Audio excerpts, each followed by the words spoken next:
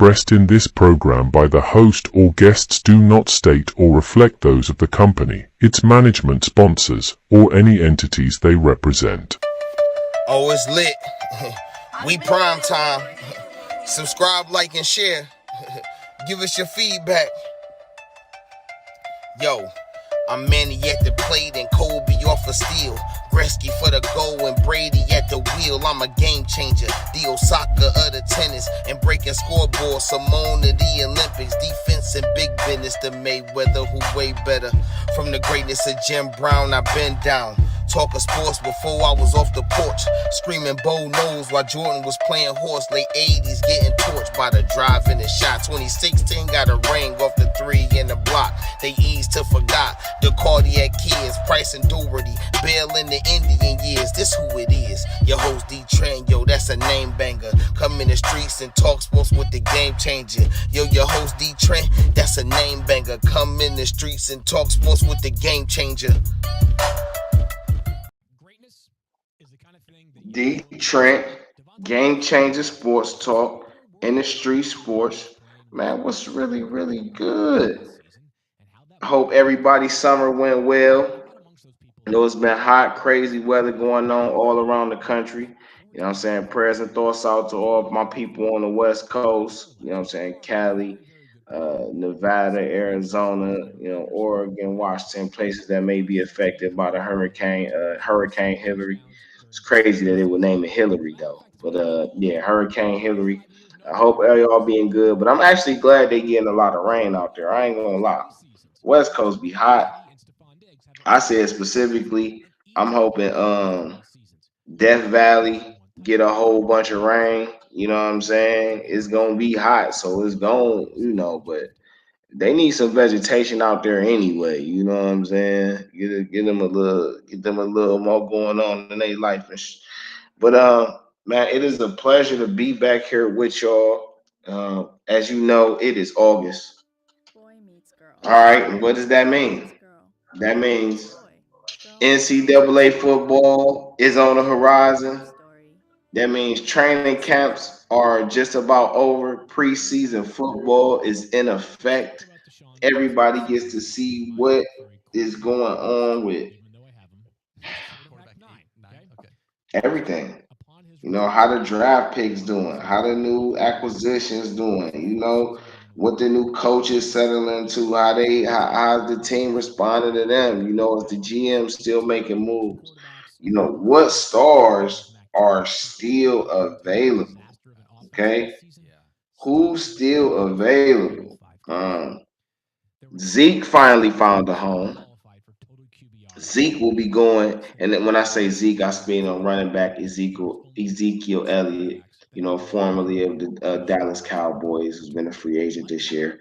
They went on ahead and went forward with Tony Pollard, and Zeke is going to the Patriots.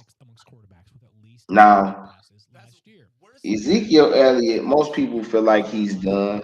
I never felt like that. I feel like Zeke definitely there.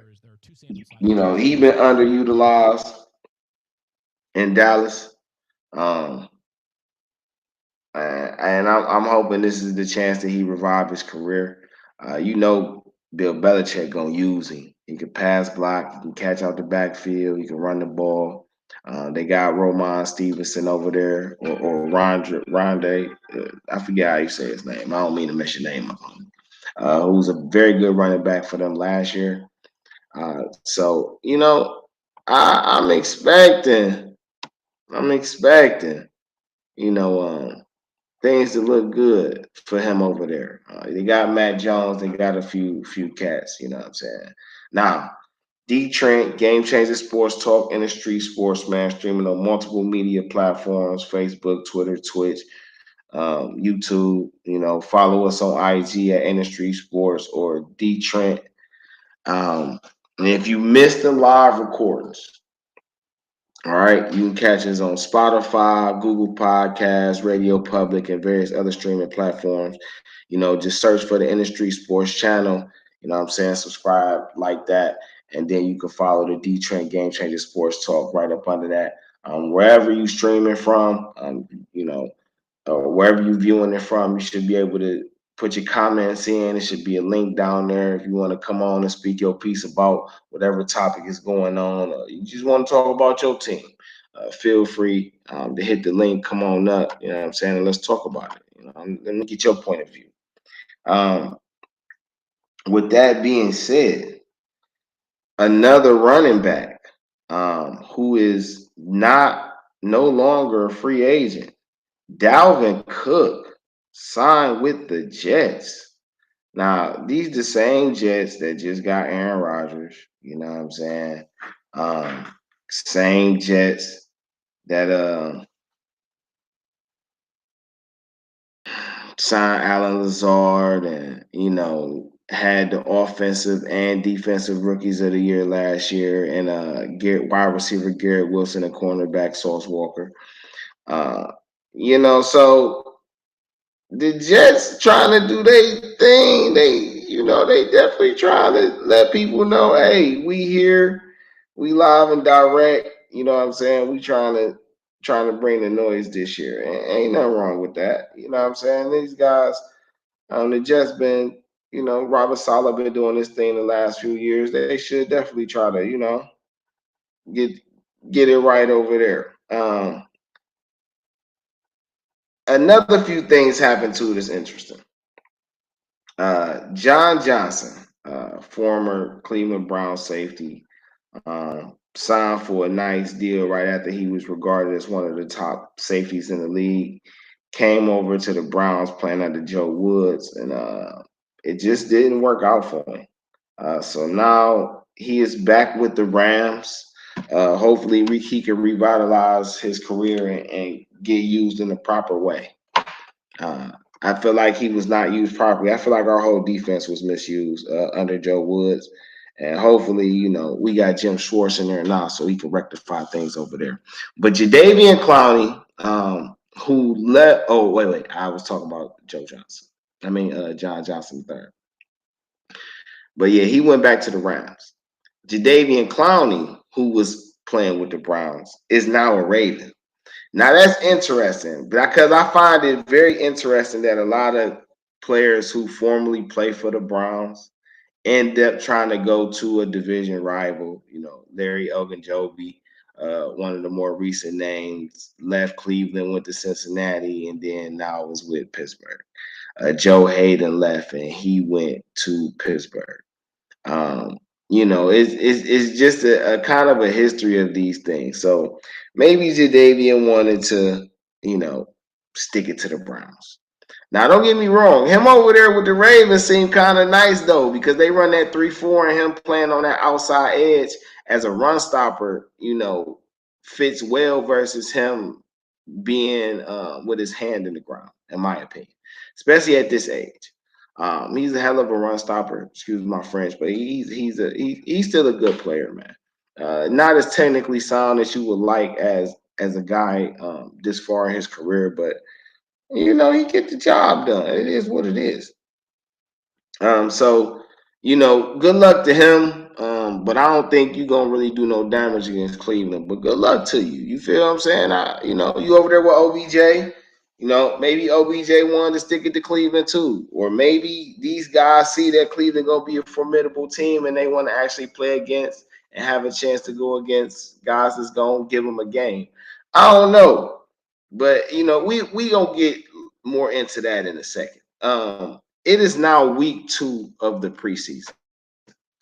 For the Jets and Browns, it would be week 3 because they played in the Hall of Fame game. Most of all, the world seen the Hall of Fame game. It was a pretty good game.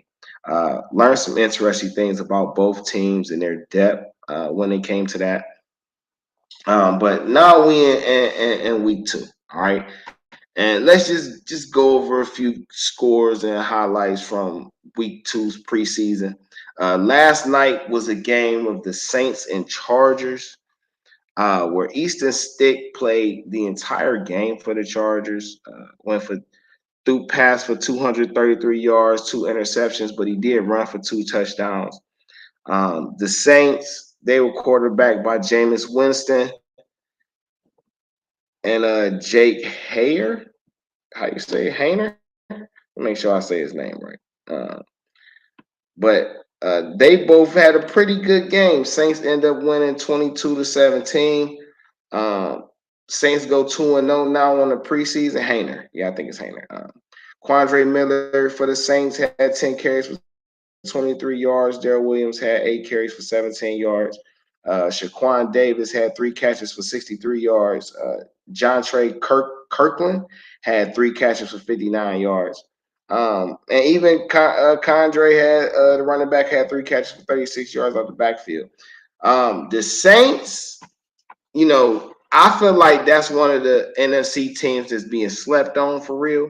I really, really feel like they're going to be doing their thing. Um, so watch out for them Saints, man. Jameis gonna be starting somewhere in the next couple seasons. They got David Carr over there. David Carr is definitely the guy.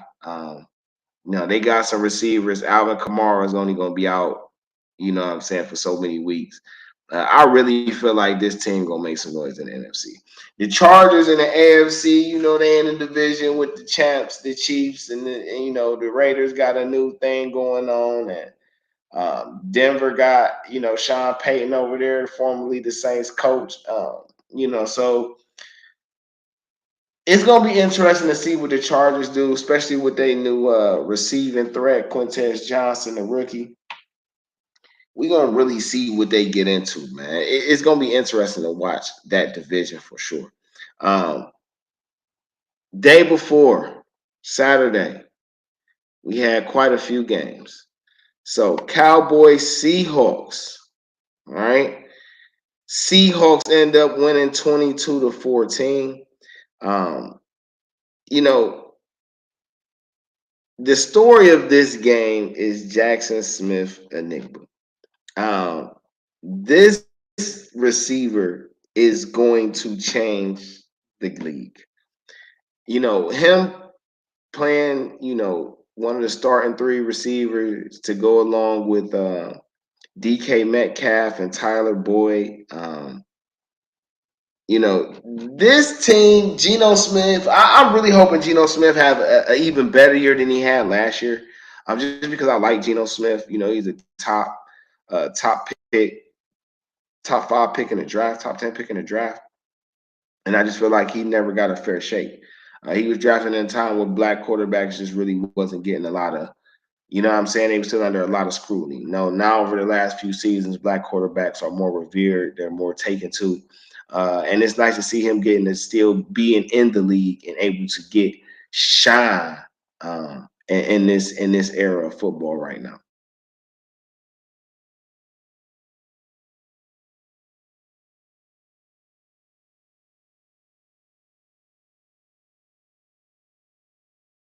Be special for them, especially playing back. It's pretty good with them.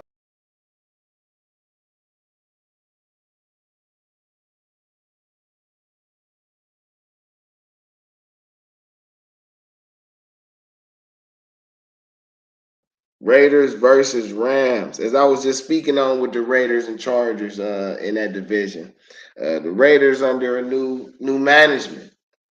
You know what I'm saying? Josh McDonald, is that his name? He is now McDaniels, Josh McDaniels. He is now the head man over there with the Raiders. The Rams are in I don't know where the Rams at. Are they rebuilding? Are they retooling? Is they just riding it out? I don't know. But I feel like the Raiders got a lot more to prove than the Rams do as far as this season goes, just because of all of just the past couple seasons of things happening with the Raiders, missing out on draft picks, um, having things alter their course and them not being available for the team, coaching and GM difficulties. Like, look, the Raiders been going through it. They got Jimmy G over there now. I don't know what's gonna happen with Josh Jacobs. They do got Damian Williams now. Wide receiving core is pretty cool. They got Jacoby Myers. Philip Dorsett, Keenan Cole, just a few standout names. Even DeAndre Carter over there trying to see if he can make some noise. And they got Austin Hooper at tight end. We gonna see what they do. Their defense is pretty good. Max Crosby, a couple other guys over there. I think Chandler Jones over there now. So we gonna see what they do in that division. But right now they perfect in the preseason. They definitely handed it to the Rams. Um, Stetson Bennett for the Rams, backup quarterback behind Matt Stafford. Stetson Bennett was a quarterback for the Georgia National Championship Georgia team. I think he was two-time champions under him exactly. But he's been playing really good, really, really well. Been getting a lot of praises coming out of the Rams camp. So, he could be the future for them. The Rams, we gonna see what they do. But Saturday, they got whooped. Make no mistake about it. They got whooped. 34-17 was the final of that score. Next game Saturday that happened, Broncos versus 49ers. Now, what's really interesting about these two teams is the 49ers have a quarterback issue, right? And their quarterback issue is they don't know which quarterback they should play. Now, the good thing about this situation is, in my opinion, none of their quarterbacks are trash. The 49ers are not running around with a bunch of incapable quarterbacks. They have Sam Darnold on a roster who just hasn't had a good chance to work in a thriving system that's being well coached. Trey Lance just hasn't been healthy enough to get enough time for him to develop properly. Brock Purdy has took advantage of whatever opportunities he had. It's just unfortunate that in a game where he could have really established himself as the franchise guy, he was hurt. They were undermanned, and he basically had to play crippled. Unfortunate for them in that NFC Championship game, but he did show enough leading them there to warrant a chance to be able to start. So that game was pretty interesting. Final score 21-20, 49ers way. Now the Broncos, now listen, the Broncos got Sean Payton over there, right? And they got Russell. Now, some people down on Russell. I wouldn't necessarily say I'm down on Russell, but some people are very down on Russell. I feel like, Sean Payton going over there with Russell is just him having, excuse my French when I say this, it's just having the black version of Drew Brees. And I'm not saying Russell Wilson and Drew Brees are the same quarterbacks. They're two different quarterbacks, very talented guys, future Hall of Famer guys, both of them. But they're both undersized quarterbacks, under 6 feet per se. They both move around. They're very accurate, tenacious, good leaders. So, and Denver has a little team. They still got Javonte Williams. They got Jerry Jeudy and Cortland Sutton over there. That defense is nice. Even though they traded Bradley Chubb and he's now with Miami, that defense still nice. They still got Simmons over there. They got Surtain Jr. over there. That team can really make some noise, even though they're in a division with the Chiefs. But with that being said, we gonna see how they play it out now. Another game that was happening on Saturday, Chiefs Cardinals. The Chiefs really ran away with this game. As usual, Patrick Mahomes started. And I don't know. So it's been the question, right, of teams playing, how much should they play their starters in the preseason? And I really feel like it's a team by team base determination, right? Because you got so many different teams and so many different positions that need to answer so many different questions. All right. More or less in the foundation of it, they're all asking trying to answer some of the same questions. But some teams are solidified with their starters and they just need depth. So working out the younger guys is more of a priority than the starters because everybody's been playing together for so many years. You got teams that are incorporating new pieces to their starting lineups. So having that starter chemistry is vital, and some of those guys might play more of the preseason than other teams. Some teams have a system. They just have a way that they've been operating, and that's just how they operate, and they stick to how they operate. There is no right or wrong way to groom your team. The only way that it becomes a wrong way is if your team doesn't show up during the regular season, or you're having problems answering certain questions that you could have had, that you already had answers for, but you just made decisions previously that didn't allow you to capitalize on that. So everybody's different. The Chiefs are one of the teams who always play their starters. The Cardinals will not have Kyler Murray to start the season.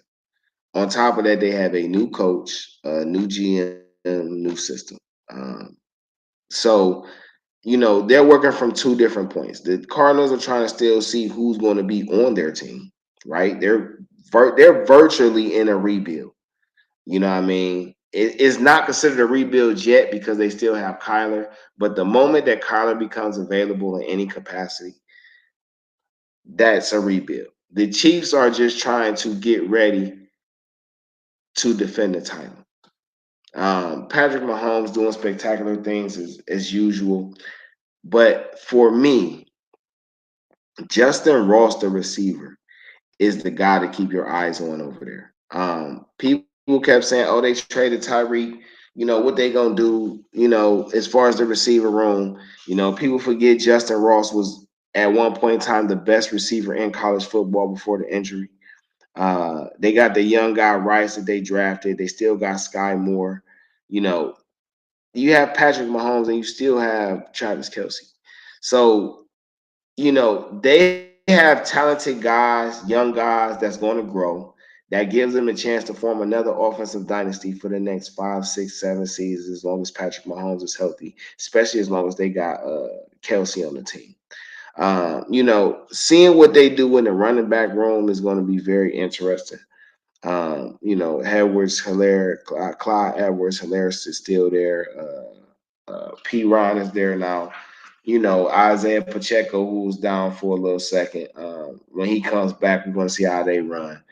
And that's going to be interesting. But Chiefs take away this game on Saturday from the Cardinals, 38-10. Chiefs 1-1 on the preseason as well as the Cardinals.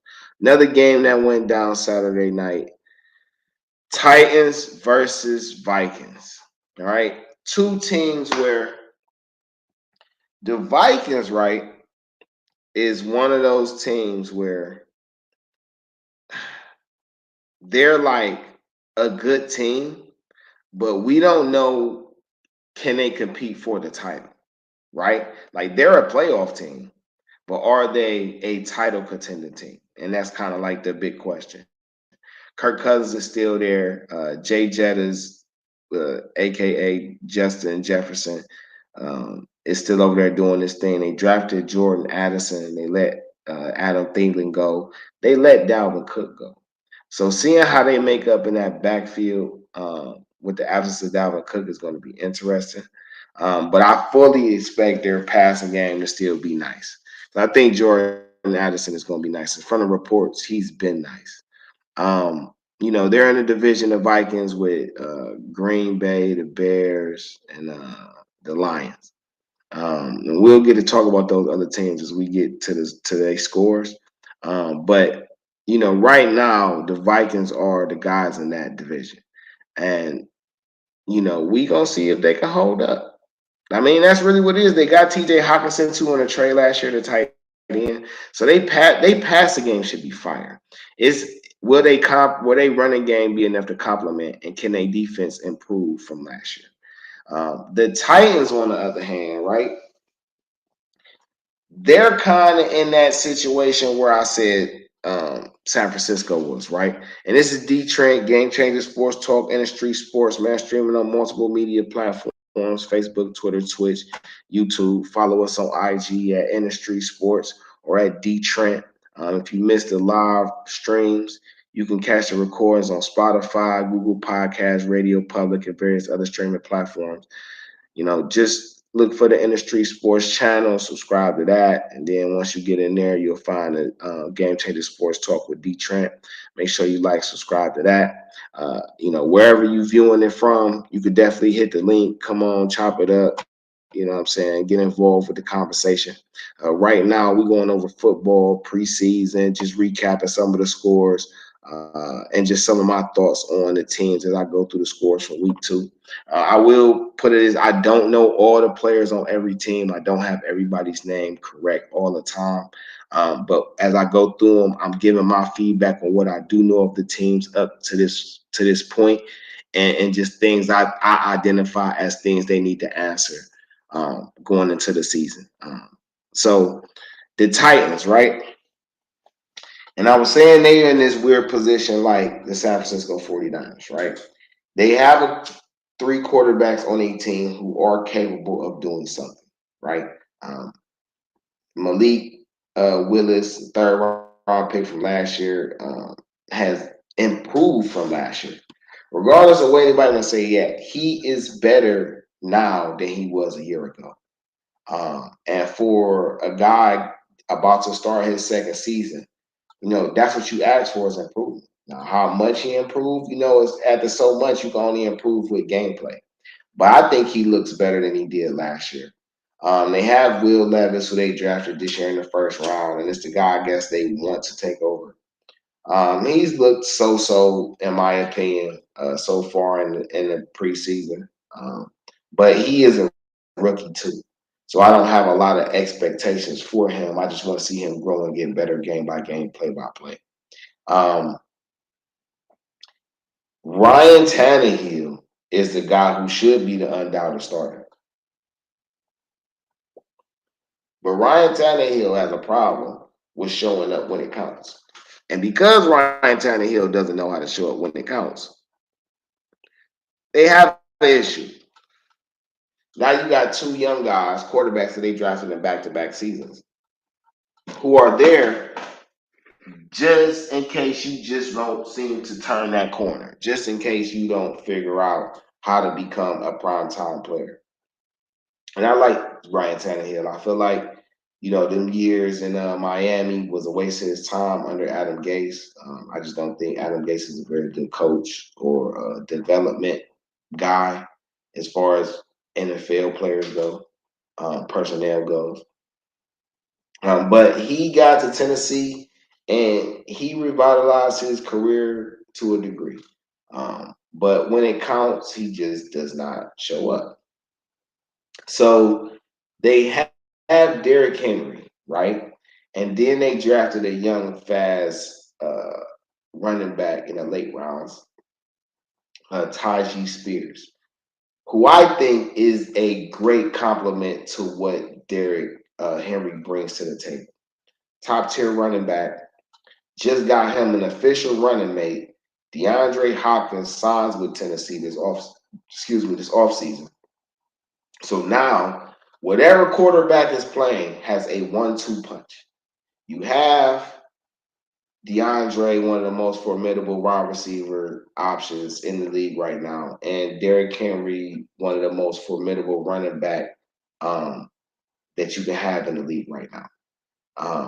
They got Treylon Burks over there, so they have a young, growing complement to DeAndre Hopkins, and I like Tajay Spears as a complement to Derrick Henry.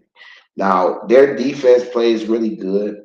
They have been playing really good for multiple seasons now. Over the last 4 or 5 seasons, they've been one of the better defenses in the league, regardless of what they end this season result was. And it's been quite a few times they've gotten to, deep in the playoffs, second round, AFC Championship game. So this team competes, but at what is considered the most important position in football right now at quarterback, they just do not seem to be holding up.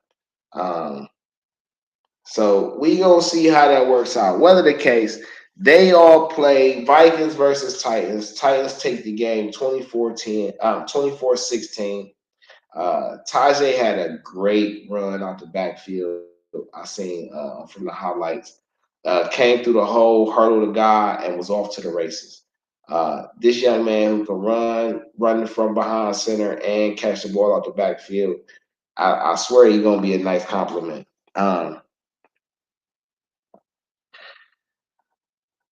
So I don't want to spend too much more time on them. But it's gonna be interesting to see what the Titans do in their division. Though they're in a division full of new quarterbacks. For those that don't know, they're in the AFC South. The AFC South consists of the Tennessee Titans, the Indianapolis Colts, the Houston Texans, and the Jacksonville Jaguars. The Jacksonville Jaguars are the reigning division winners, and they have a nice team. All right. We get to their individuals in a second. Um, the Colts really have a nice team overall, even though right now they having running back problems, overpayment, and they got new quarterback they're trying to incorporate with Anthony Richardson. The Houston Texans under a full remodel, new GM, new coach, offensive and defensive coordinators. They retained a lot of their young pieces. They brought in some guys, brought in some more young pieces in this draft. So they're really in full rebuild mode. But it's going to be interesting to see how the first year they rebuild is. But the Titans win this game against the Vikings Saturday night, preseason week 2, 24-16. Titans go 1-1 on the preseason. Vikings dropped to 0-2.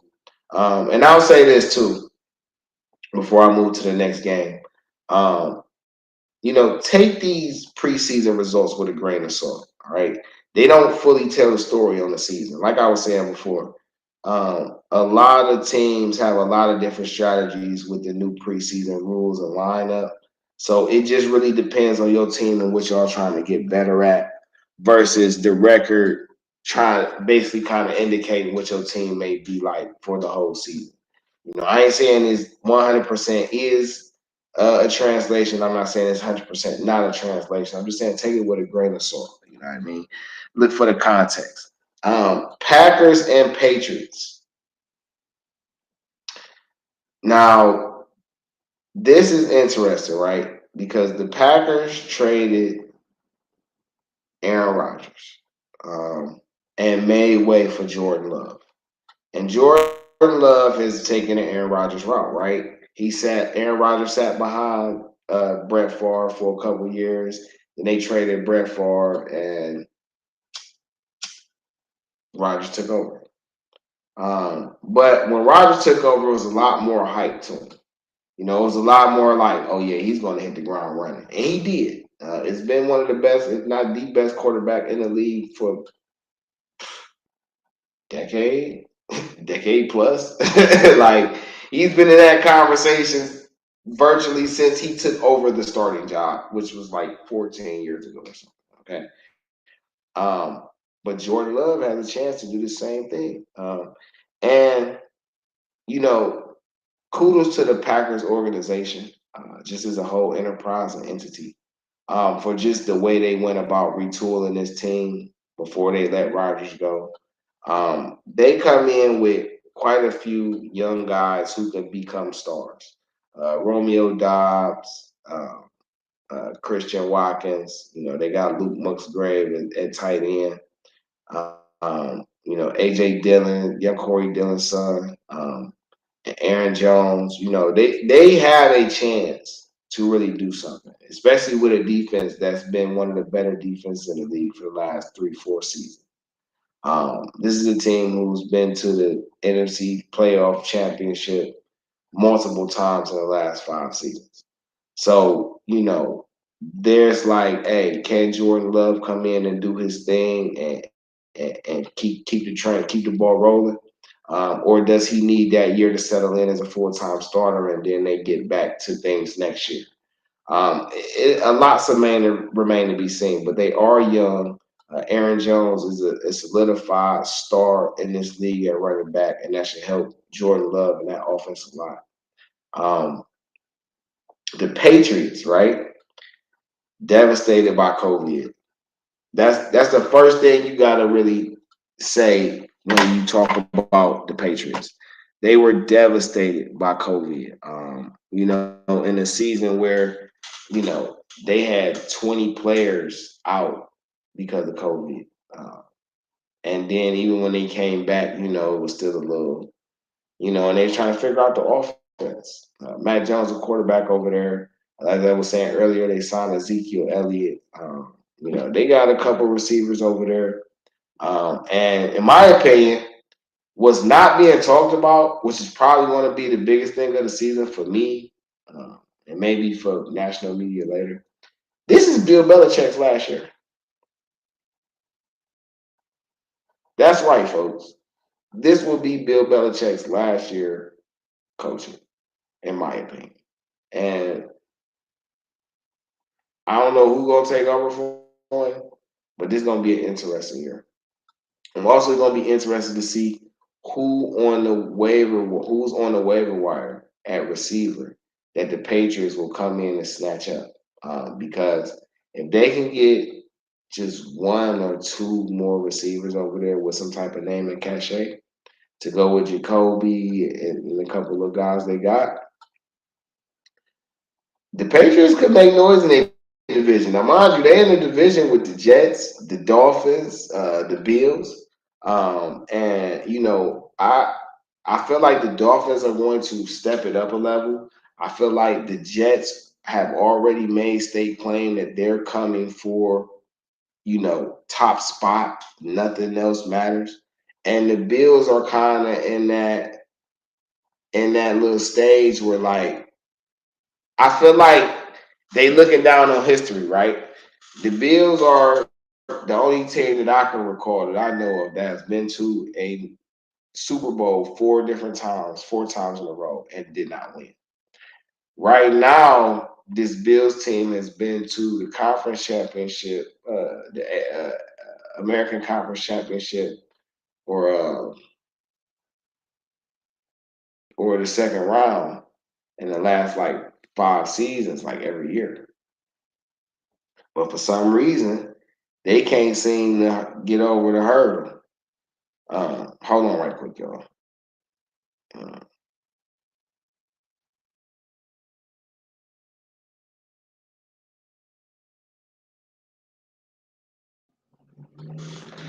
so, so it's gonna be interesting to see what the Bills really do.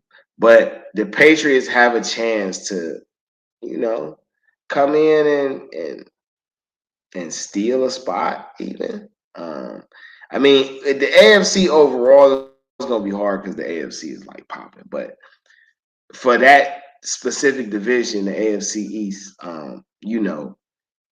every game is probably going to matter in that division. Because there's so many people after the throne of that division and in a position to actually contend for that throne. Um, that's going to be interesting. But Patriots over Packers Saturday night, 21-17.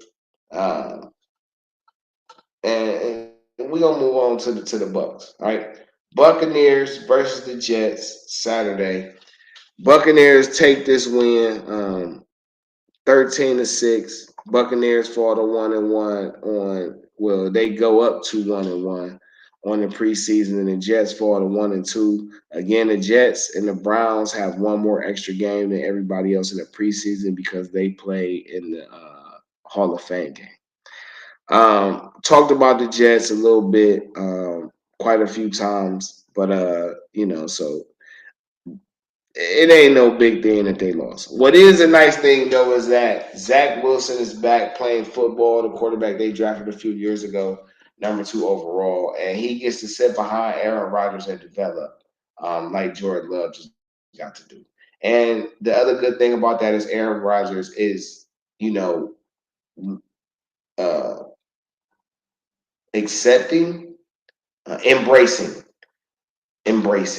He's embracing, the tutelage role, the tutor role, the help you develop role when it comes to Zach Wilson at the quarterback position.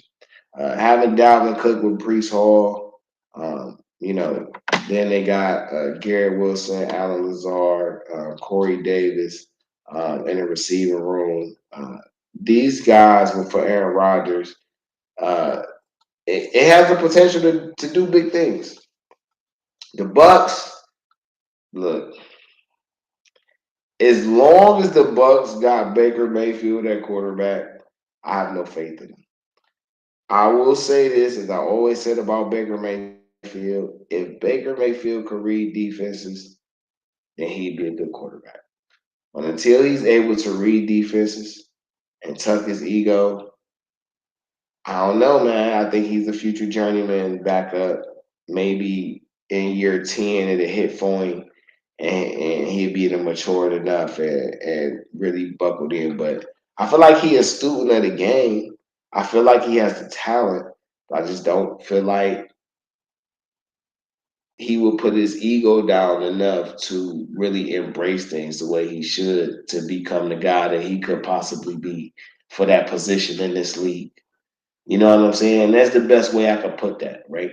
Kyle Trask, maybe he shows up. He has an opportunity though. You know what I'm saying? Threw for 218 and a touchdown. You know what I mean? But you know, the Bucks, we gonna see how it works. I ain't gonna lie. We just gonna see what happens, man.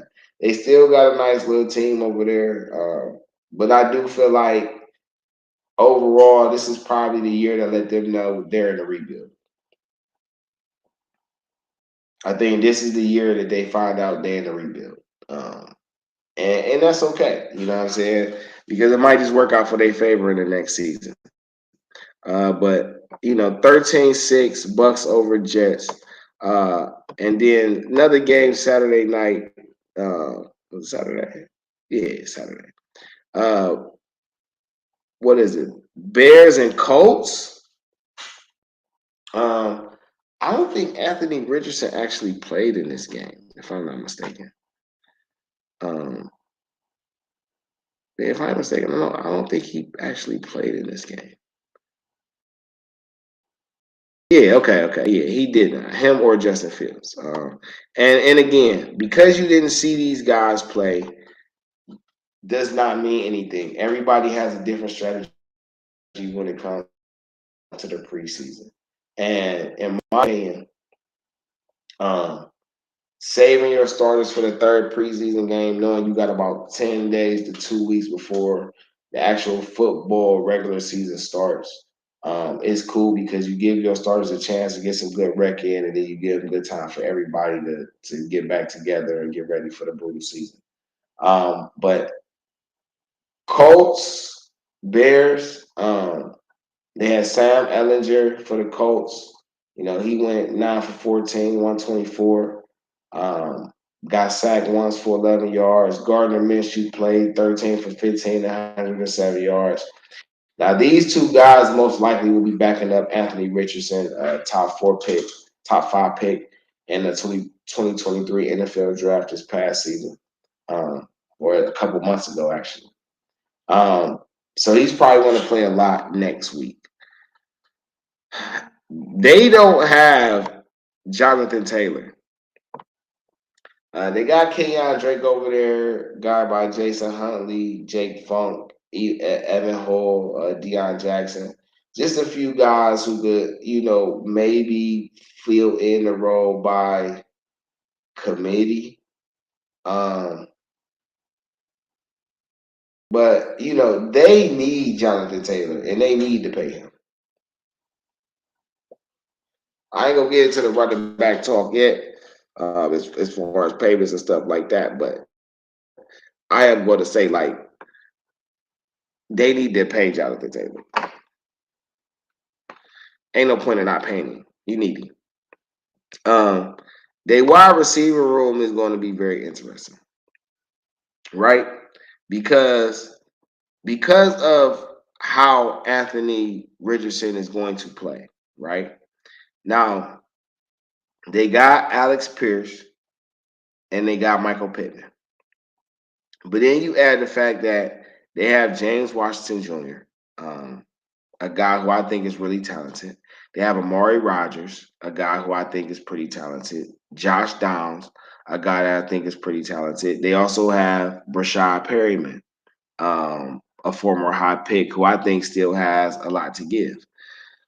They have a rookie guy, so it'd be nice for him to have like a top rate number one receiver. But for a guy that can run, having multiple weapons that have different skill sets that could be effective in this league is going to work better for him and what higher in his development, in my opinion.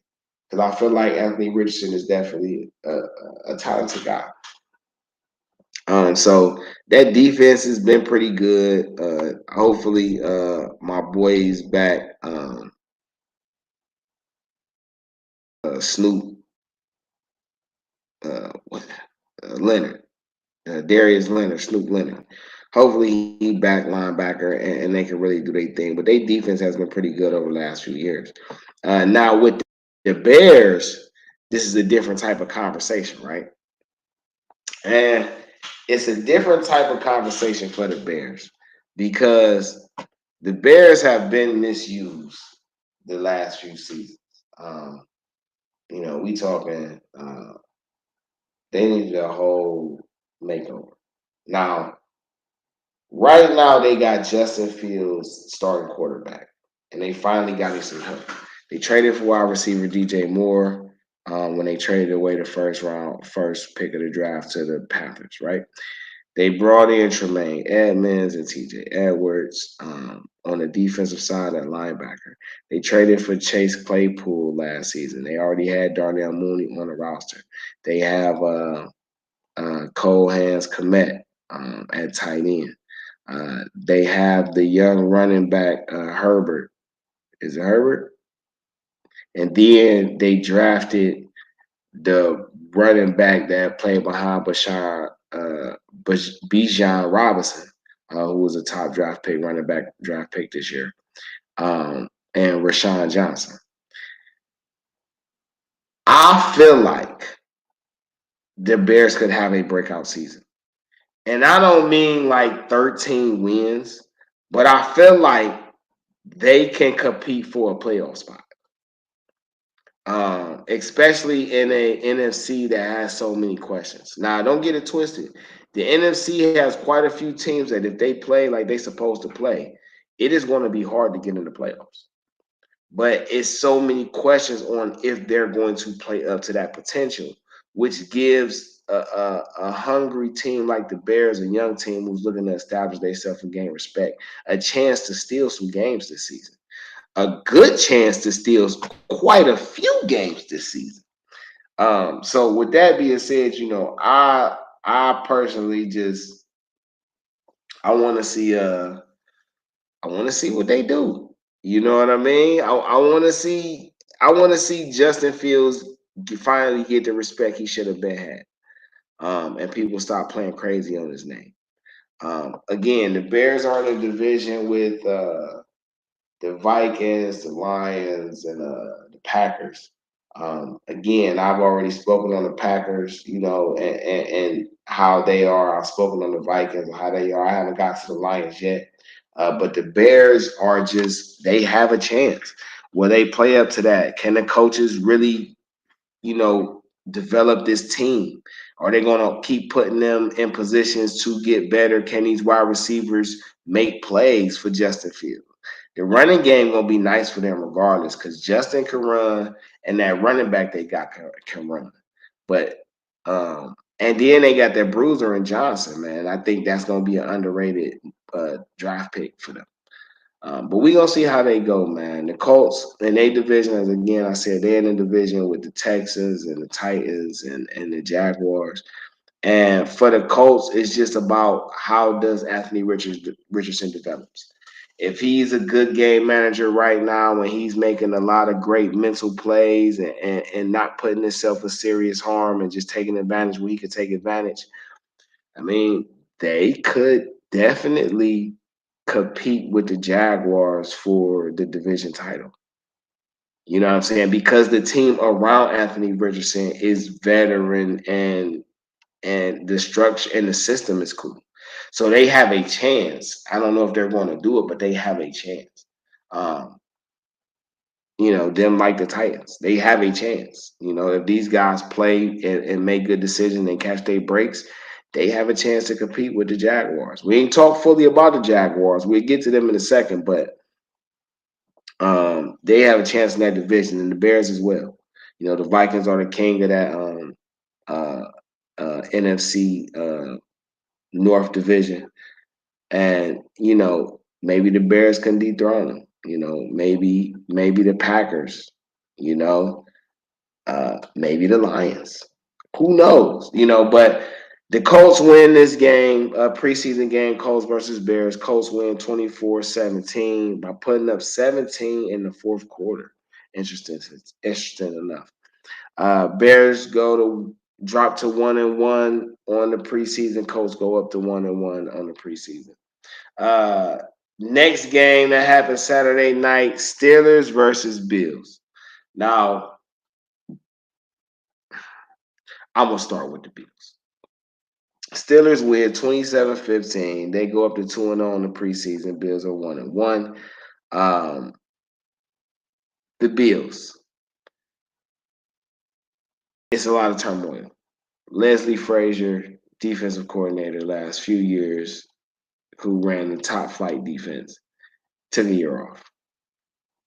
I don't know who the guy is running the show now, but the question is, can they maintain that top spot as a defense? The Buffalo Bills need a running game to go with a passing game. And it sounds like they have a disgruntled wide receiver star in Stephon Diggs. I don't know what's going to happen with Buffalo. What I will not do is I will not say that they won't contend and compete, because I know they will. I don't know if they'll win 13 games or 14 games, or they might just win 10 games. It would be an incredibly disappointing season if they don't win at least 10 games. If they win at least 10 games and go 10-7, nobody's going to trip on the team, because that team has been the same team for a while and they haven't improved in the spots where people wanted to see them improve.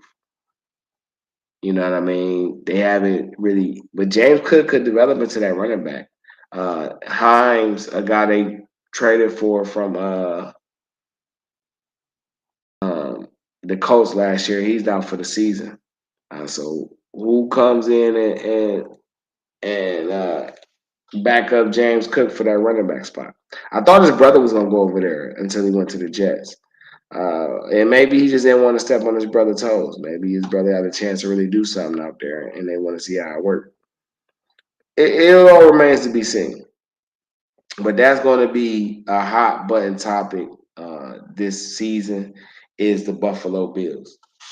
DeeTrynt, Game Changer Sports Talk, Industry Sports, streaming on multiple media platforms: Facebook, Twitter, Twitch, YouTube. Follow us on IG at DeeTrynt or at Industry Sports. If you missed the live recordings, you can catch us on Spotify, Google Podcasts, Radio Public, various other streaming platforms. Just look for the Industry Sports channel, subscribe and like that, and then you'll find DeeTrynt, Game Changer Sports Talk.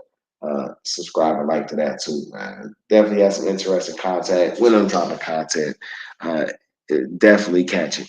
If you wherever you streaming from or viewing from right now, you know what I'm saying, feel free to hit the link. You come up, talk your piece or whatnot. Give your comments, whether you're on Facebook, Twitter, Twitch, YouTube, drop your comments, let me know how you feel. The Steelers. Now, as a Browns fan, right, I don't call them the Steelers. We call them the Squealers. We call them a few other names. But as I'm analyzing, right, the Steelers are in an interesting predicament, right? They have a history of winning at least 8 games. And what if no other season, definitely this season, is arguably the toughest division in football. And that says a lot, being that the AFC West is loaded, the AFC East is loaded, the NFC East is loaded, You know what I'm saying? And the NFC North is up and coming. That says a lot. You know what I mean? The Steelers have a chance, right?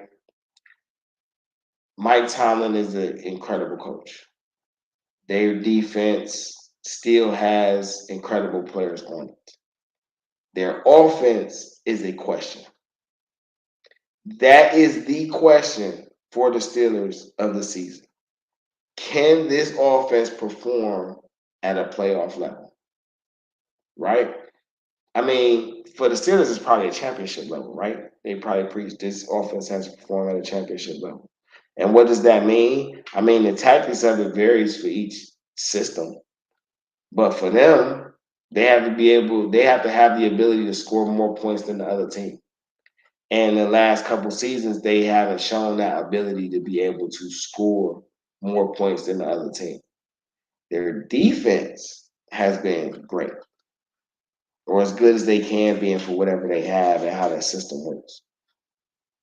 But can Kenny Pickett develop into an all-pro quarterback? Is this the year George Pickens breaks out?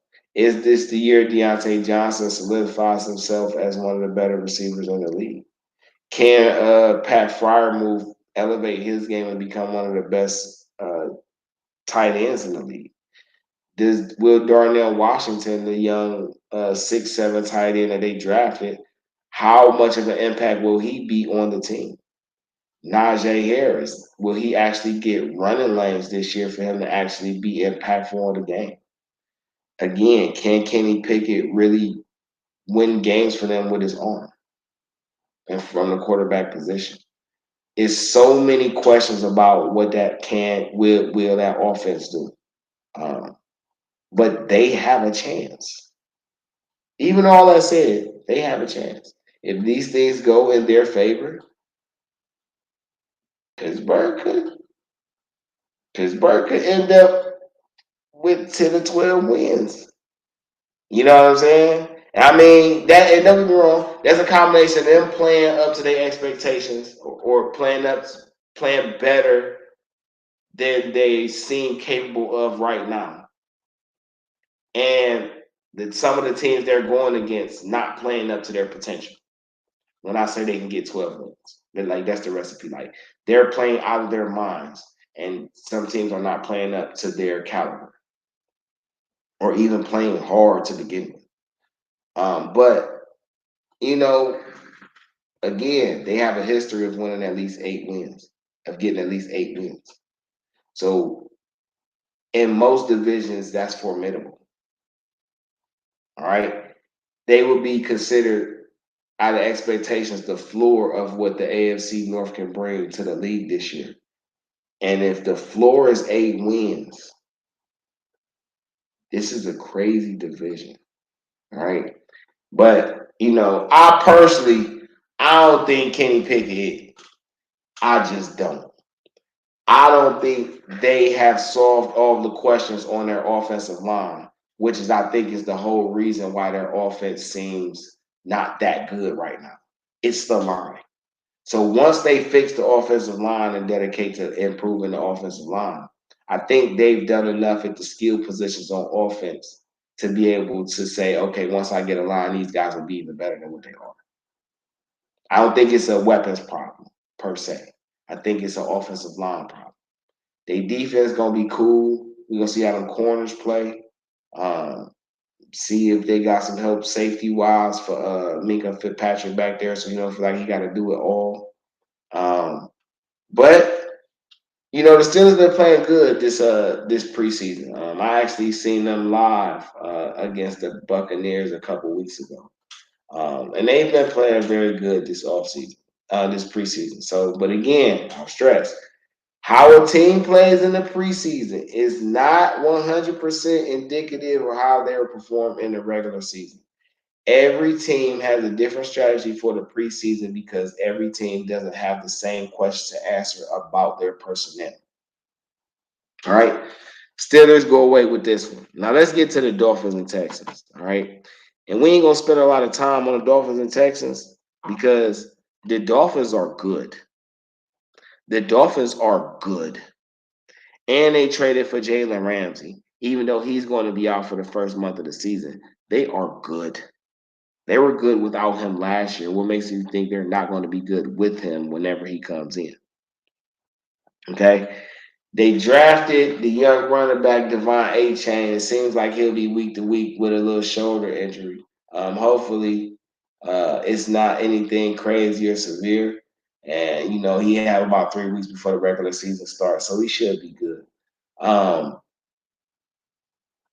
Tua Tagovailoa, Jalen Waddle, Tyreek Hill, uh, Raheem Mostert, Jeff Wilson Jr. Like this Dolphins team, that defense, that offense, I ain't gonna lie. They seem primed to take the division crown from the Buffalo Bills. Like they seem like it's their year.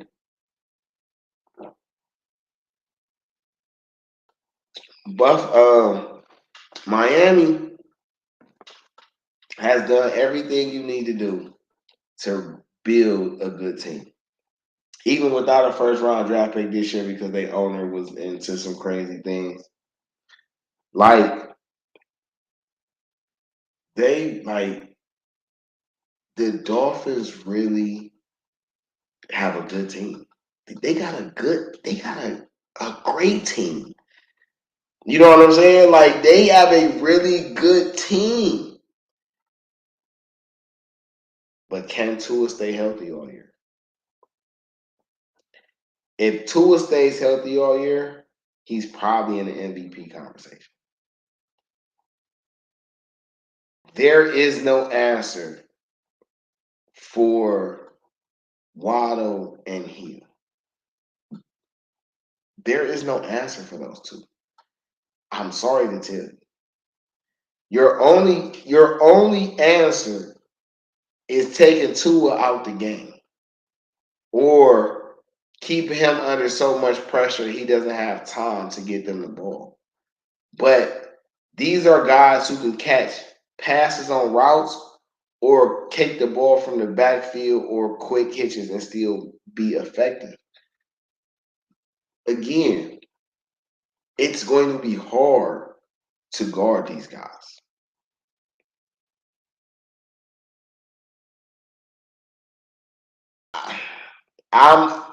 If I'm picking in this division, I'm picking the Dolphins to win the division. And building off what they did last year, I don't think it is out of the realm to say that the Dolphins could win up to 14 games this year. It's not out of the question to say that they could get hot and win 15 games this year. And I know the AFC tough, but the Dolphins have the right combination of veterans, stars, good role players, young guys who are still emerging, playing together for multiple seasons, having winning championship pedigrees on their roster, like chemistry, unity, continuity. Like they have such a great combination of these things.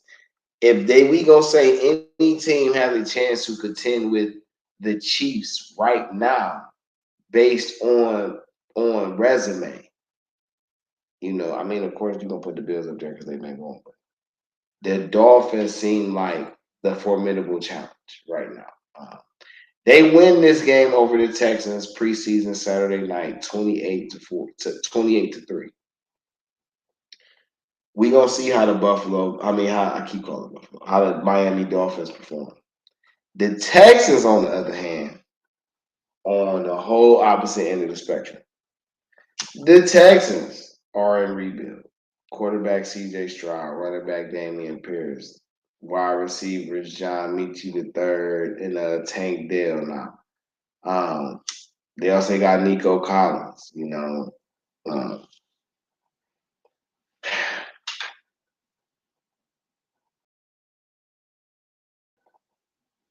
I think they got Larry Thompson over there too. A defense that's getting better. D'Amico Ryans, head coach over there. The Texans will probably be a top 5 pick team next year. They are still young, and this is like the first year of a rebuild. Well, it's really like the second year of a rebuild, but it's like the first year with the foundational pieces in place or the potential foundational pieces in place for the rebuild to actually go progress forward. So, the Texans might only win like 6 games this year. They might only win like 4 games this year. However, though, they have enough talent to make it interesting. You know, impulsively right now, I would say around week 5, week 6 is when they really start playing good football. Um, but they're going to make plays. I don't care what score they lose by. I don't care who they lose to. They're going to make highlight plays on both sides of the ball. And I feel like around week 6, you get to the middle of the season, they're gonna start winning games you probably think they shouldn't have won. Um, I think it's promising for their rebuild. It's a lot of controversy with it, involves a whole bunch of other stuff, but I think they on the rise. Give them like 3 seasons. This season, next season, and this season after. Acquire more talent, get some more guys over there, get the philosophy all the way down, or at least a little more incorporated. And they gonna be good over there, the Texans, man. They gonna be all right. But this year, we just gonna see how they stars play, how Will Anderson develops, how CJ Stroud develops. What else does that offense need to put around him to be, a franchise player and Super Bowl contender? What other pieces do they need to put around Will Anderson on that defense to make him formidable and make that defense as formidable as it once was in its glory days? But again, Dolphins 1-1 on the preseason, Texans 1-1 on the preseason, Dolphins taking 28-3. The first game and the last game, well, the first game viewed, but the last game we're going to talk about from Saturday's preseason week 2 in the NFL 2023 is Jaguars and Lions. Now, the Jaguars ran around with this game 25-7 to go 2-0 in the preseason, and for the Lions to go 1-1 in the preseason. But what's interesting about these two teams is the Jaguars are now coached by Super Bowl winning quarterback. I don't know, I say quarterback. He's a former quarterback, but he's the head coach now, and that's Doug Peterson. He didn't win a quarter. I don't think he. I don't. I have to check that. Doug Peterson could have won a championship as a backup because he played backup for quite a few people. But he won one as a coach with the Eagles in 2017. That I do know. And last year he took over the Jaguars, and they had a slow start, but they ended up making it to the playoffs. And he has Trevor Lawrence as quarterback. He has Travis Etienne. Etienne is the running back. They brought over Dearness Johnson from the Browns, who's a very good young player, in my opinion, and a good complement to what Etienne brings to the table. They went and got Christian Kirk out of free agency 2 years ago, or last offseason. Then they traded for Calvin Ridley in the middle of the season. And they have a few guys over there. That defense is getting better. Josh Allen over there, Trayvon Walker over there. Like, they got some guys over there, and they building it back up. They are the lead dogs in that AFC South division for right now. And if they put it all together, man, that Jaguars team, hey, they gonna be really giving people some problems. You know what I'm saying? Calvin really returned back to form with Christian Kirk over there. They use Etienne and they got Evan Ingram over there at tight end. I'm saying they could get to like 11 wins. I think they can get to like 11 wins. If they get past 11 wins, though, they're playing out. That defense is rocking. But I think they can get to 11 wins. I think they could sweep their division. And then it's just about winning 4 or 5 more games against the rest of the league. So, and I think that's feasible for them. I think they can get, they can they can get in. Um, but they shouldn't go under 9 wins. I don't think. But I do like the Jaguars. I do like what they bring. Now these Lions different. The Lions have Jared Goff, Teddy Bridgewater, and Herndon Hooker uh, as their quarterbacks. Jared Goff played exceptionally well last year. Number one overall pick. Teddy Bridgewater is a former first round draft pick as well, I believe late first round, right? And then Herndon Hooker went in like the second round, I think, or maybe even the third. I think he went in the second round though. And I think they got a good quarterback situation right now.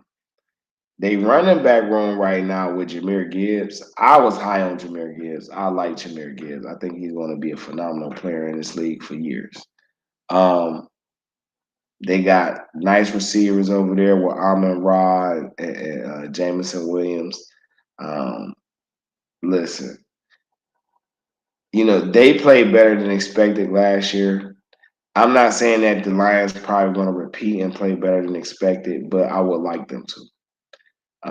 They in that NFC North division again, with the Packers and Bears and Vikings. And, maybe they may not get a playoff spot this year, but they could play playoff spoiler from the beginning. They could win some games that people would think they would lose and really put some teams in bad positions when it comes to playoff rankings or playoff admission when you get towards the meat of the season. Um, But they're well coached over there. Dan Campbell is doing his thing. Shouts out to him. I really like the weapons that they putting on that offense. I like what they're doing with that defense. Aiden Hutchinson has been doing his thing. They got my guy Brian Branch over there, who I think is going to be a player. Who are you talking about? Detroit? I just came back in. Lions. Who are you talking about? Detroit? Yeah, the Lions. Oh yeah. Lions gonna be a problem. I mess with them Lions.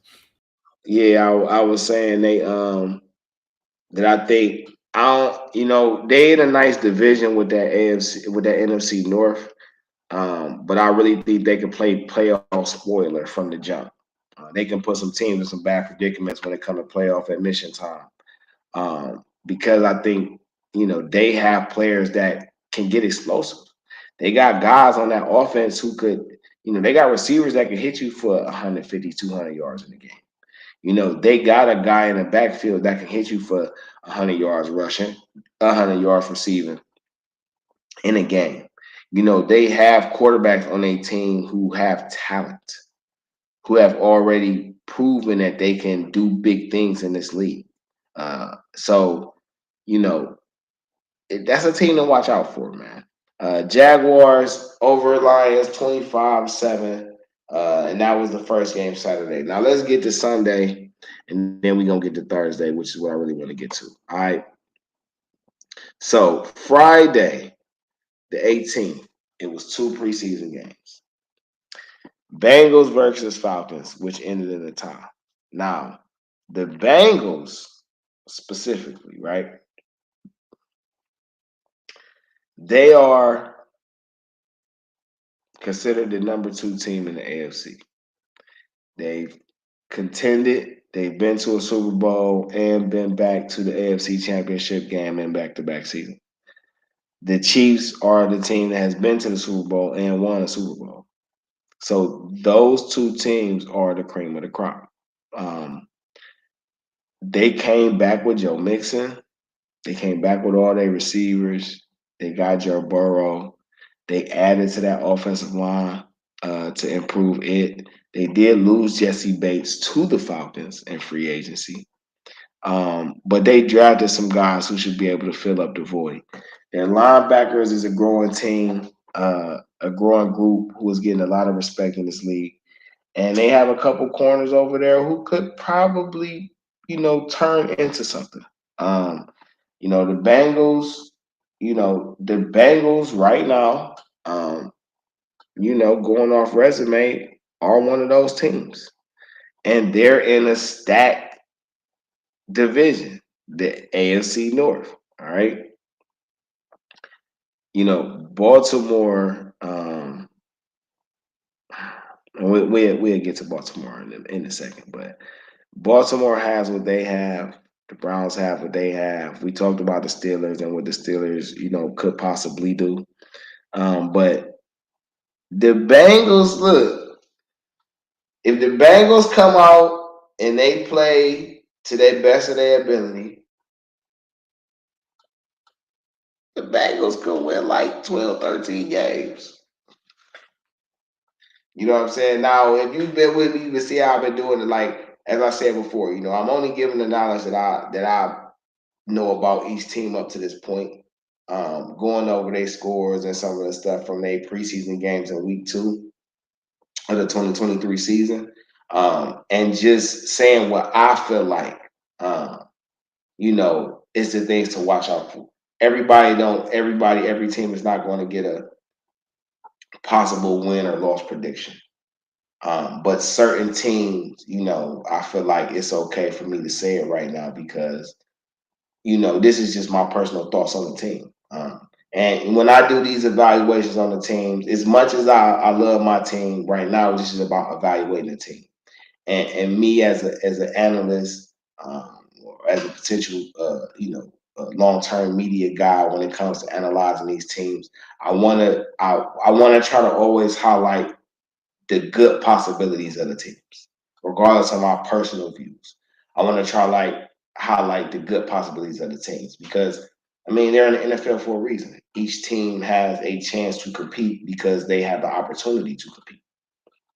You know what I mean? So, if they put it all together or not remains to be seen, but potentially if they play up to their potential, they could do these things. It's not out of the realm of possibility.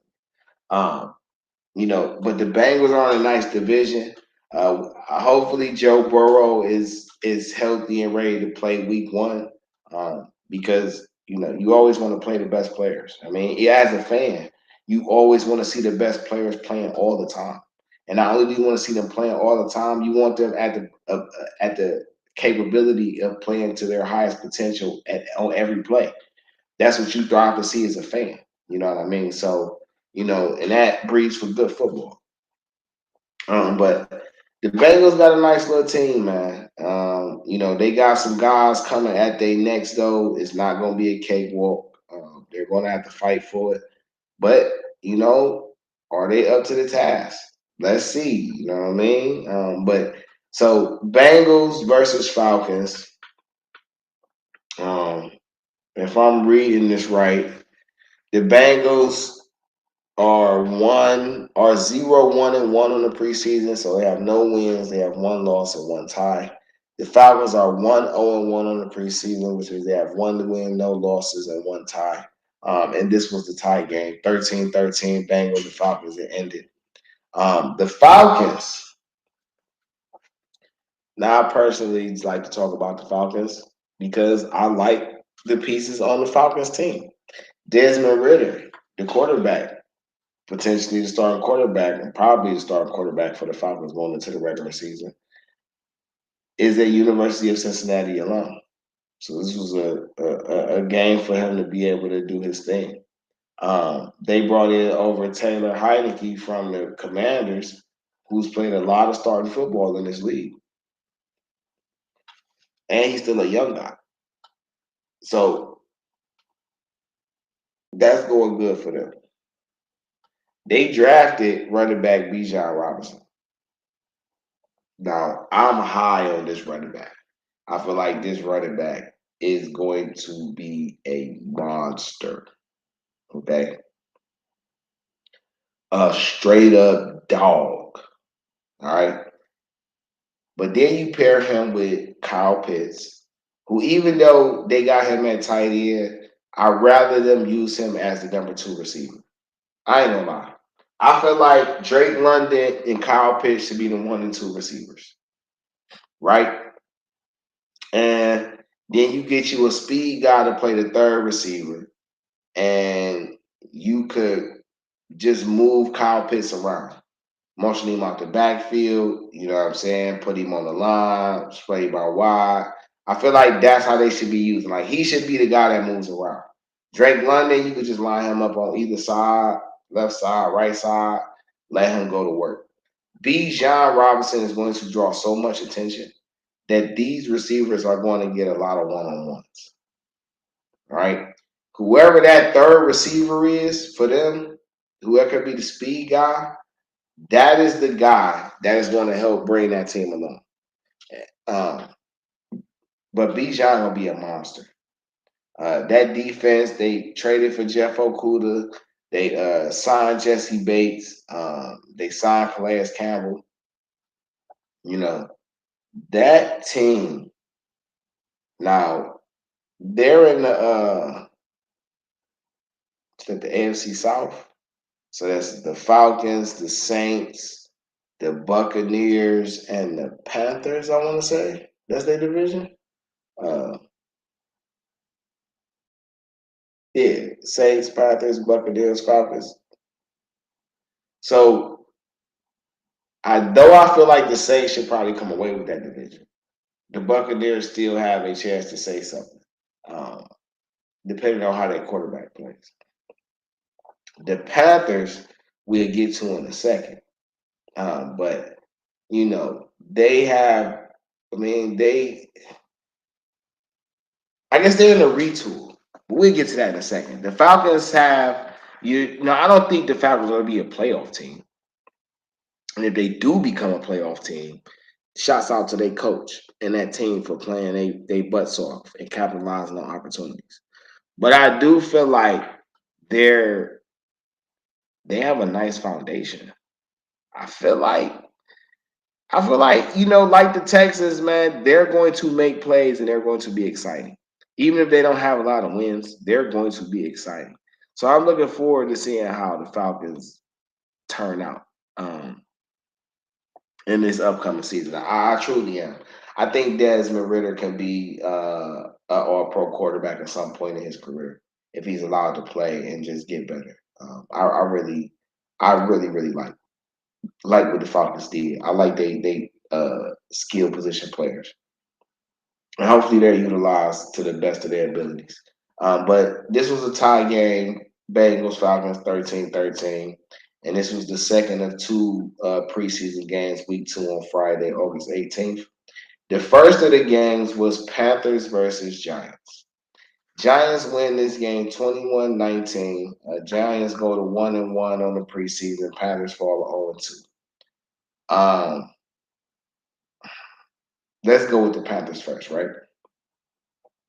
Trade for the number 1 pick, draft Bryce Young, quarterback for Alabama, sign Adam Thielen, sign Miles Sanders. In the process of trading for what was Bryce Young, they traded away DJ Moore.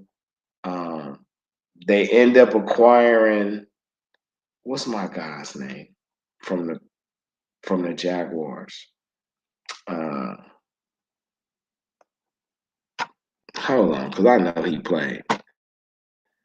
I really like this cat too, but I don't want to mess his name up. So let me just go look for it right quick, y'all. Laviska Shenault.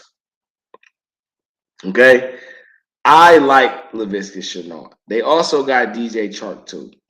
So I feel like the Panthers did what they needed to do to put nice weapons around their young players, their young quarterback, giving him a mixture of guys who played in this league, competed at a high level, guys with high talent and production ability, and a nice defense.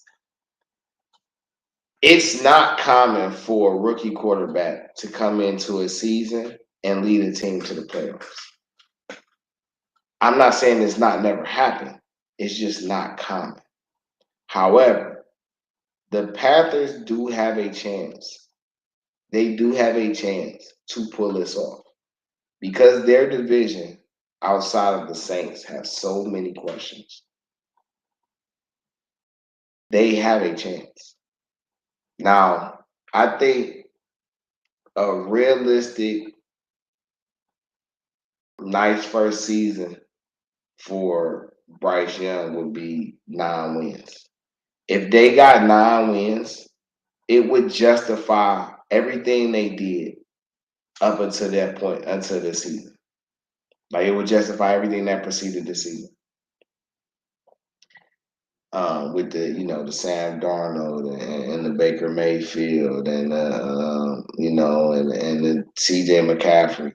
If they can get 9 wins, 8, 9 wins this season, I say 9, but 8 probably would help too. But 9 wins, even if they don't get in the playoffs, that kills all that.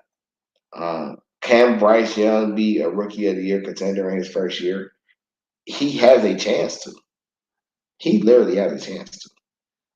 They got a couple running backs back there, Chuba Hubbard, you know what I'm saying? Thompson Jr.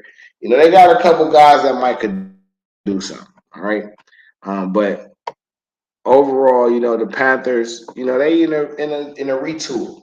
I'm not gonna call it a rebuild. I'm gonna say it's a retool because they kept quite a few guys they drafted, guys on the offensive and defensive line, linebackers, cornerbacks, and safeties that they drafted over the years. These guys are still on the team, and they've been playing together for quite a few seasons now, at least 3 for sure. So I would call it a retool because they just got rid of the quarterback, the running backs, and the top receivers. They just replaced them and got something what they figure is better in there. It's hard to replace guys that were better than McCaffrey. Christian McCaffrey is one of the best running backs in the league. It's hard to replace that, just period. The different ways he affects the game. However, though, as far as DJ Moore is concerned, guys like Adam Thielen, DJ Shark, they could make up for what they lose in him. And a guy like Laviska Shenault could really capitalize from playing time and a young quarterback who's trying to make his name. The Giants.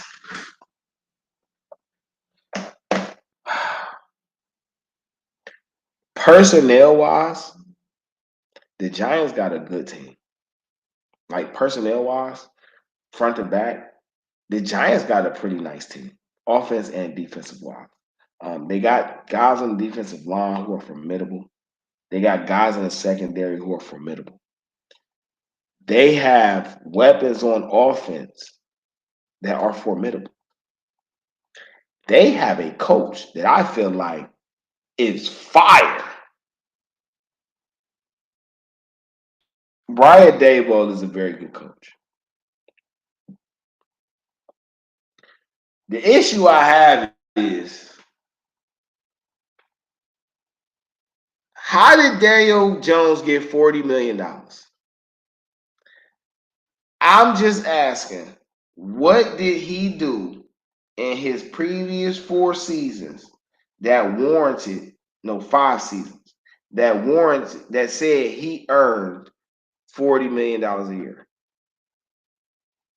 All right. I question that. And what makes me question this even more is because he got $40 million a year, but you didn't want to pay Saquon 15. People will say Saquon was hurt. But every year that Saquon wasn't hurt, if I'm mistaken, y'all have been to the playoffs. So that checks. If he's healthy, y'all are a playoff team.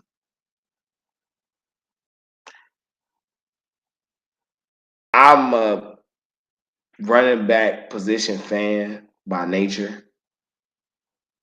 So that's maybe one of the things. I was definitely a Saquon Barkley fan, is a Saquon Barkley fan. Maybe that feeds into it too. But I just didn't understand that. However, though, for this season, the Giants could win their division. Now, of course, the Eagles are still there, and we're going to talk about the Eagles in a second. Of course, the Eagles are still there. Of course, the Eagles have a good team. But the Giants have a nice team, and they have a nice coach. And if that coach upgrades his tutelage and his team plays better than they played last year, I don't think they're a title contender because I don't believe in Daniel Jones. But they could win a division. They could get to the second round. If they play up to their full potential, they have a shot of competing to be in the NFC Championship game. If they play up to it. If Daniel Jones plays like a $40 million worth of quarterback, Saquon does his thing, that defense plays, they could fight for a spot in the NFC Championship game. They could. I don't know, though. I just don't know. But I do like the personnel in their team. I do like their coach. And we're going to see what happens, right? But Panthers, Giants, first game on Friday, this past Friday, Giants 21, Panthers 19. Thursday night football. Okay, so before we do that, right, let's do two things. DeeTrynt on Facebook, Twitter, Twitch, YouTube. If wherever you watching this from, you can hit this in the chat. All right, should be a link in the chat. You can come up, talk your piece. You know what I'm saying? Get in the comment section, leave your comments. You know what I mean? And if you missed the live streams, you can catch the replays on Spotify, Google Podcasts, Radio Public, various other streaming platforms. Just look for the InDaStreetzSportz channel, subscribe to that, click onto that, and then subscribe to the DeeTrynt Game Changer Sports Talk Show. Subscribe to that. You know what I'm saying? Leave comments. You know what I'm saying? Chime in, man. Listen, I know everybody don't want to just hear me talk all the time, but I feed off good energy. So if you got something you want to say, come on up, chop it with me. Let me know what's going on in your world. How you feel about things that's going on, all right? Before I get to the Thursday night game, Monday Night Football tonight, FedEx Field, Landover, Maryland. The Baltimore Ravens will be going against the Washington Commanders. Okay?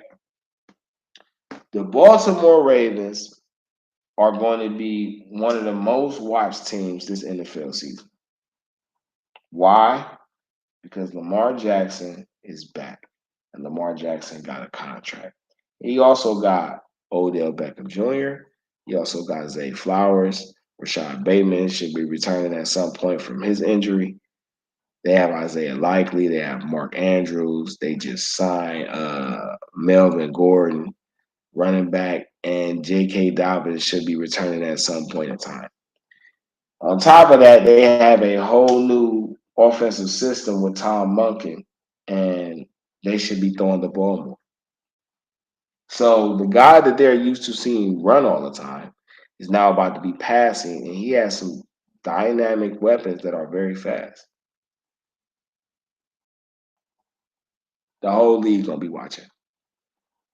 That defense that has, Marcus Williams and Kyle Hamilton in the safety room, that has Patrick Queen and Roquan Smith in the middle linebacker roles. Marlon Humphrey on the outside. Like, whatever, he got 5 guys on that defense who are Pro Bowl caliber players, at least. At least. I didn't even mention that. We just saying those 5. So they have a formidable team. They're not just no cakewalks. If this offense plays anywhere up to its potential, it is a murderous season for the league. Okay. Lamar is too fast to catch.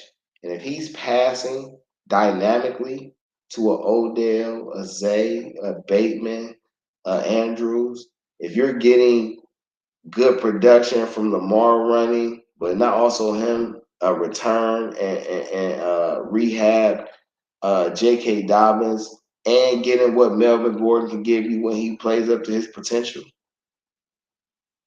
Dog, these cats lightweight got a little squiddy. Like they really like it's up. So they will be watched. All eyes will be on them. Listen, y'all. This gonna sound real crazy. And I'm not saying this is going to happen because every team in the AFC and majority of the NFC is very competitive and very talented teams. But with the weapons that the Ravens got, if they play up to their full potential, the Ravens could win 15 games. Now, like the Steelers, this will be a combination of them playing up to their potential and certain teams not playing up to their potential. But to be honest, if they play up to their potential and every other team plays up to their potential, they could still win 13 games. Like the team is really that good. Like they could do it. You know what I mean? So again, as I was saying earlier, the AFC North is like the most competitive division in the league. They literally have 4 teams that could be in the playoffs. They do. You know what I mean? And that's it's gonna be interesting to see how the Ravens turn out. But they play tonight, 8 o'clock, in Washington versus the Commanders. Again, every team has a different philosophy. I don't think you're going to see the Ravens starters. You may not see them till week 1. The Commanders may play their starters, they may not. It just depends. The Commanders are in a different position. The Commanders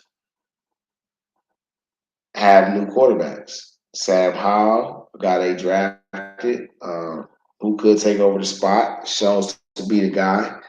They brought over Jacoby Brissett just in case, a quality veteran who could lead the team to the playoffs, given a chance.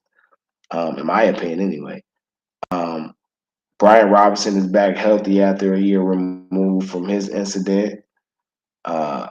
Anthony Gibson is a guy who could really be a X factor piece for them. Terry McLaurin, Curtis Samuel, Jahan Dotson, Logan Thomas at tight end. They have a chance to make some noise. They have a defensive line who was one of the best defensive lines in the league, especially talent-wise. Chase Young, Montez Sweat, Deron Allen, Jared Payne, Deron Payne, Jared Allen. Like they have a squiddy. They got some guys in the secondary. They drafted Emmanuel Forbes.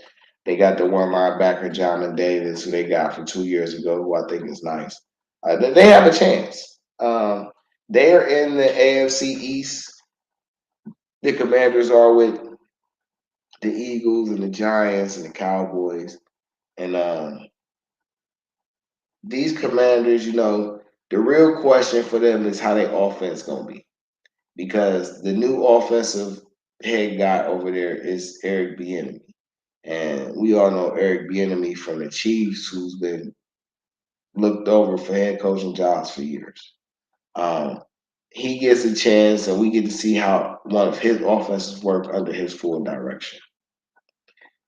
So that is going to be the watch of the season.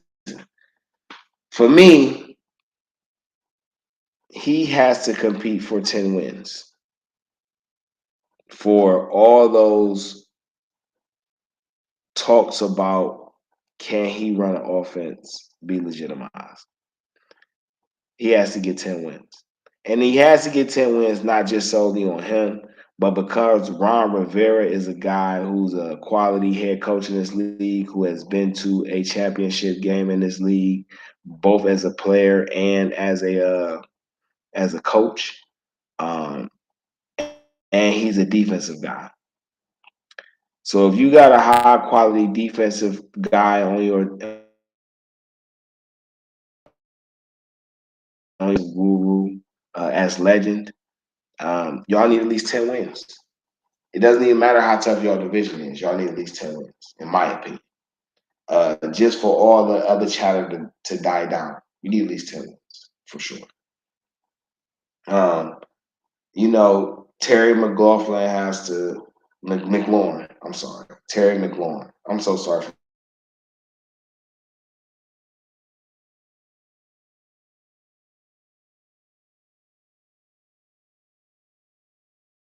Jahan Dotson has to just keep getting better as a guy on his rookie deal.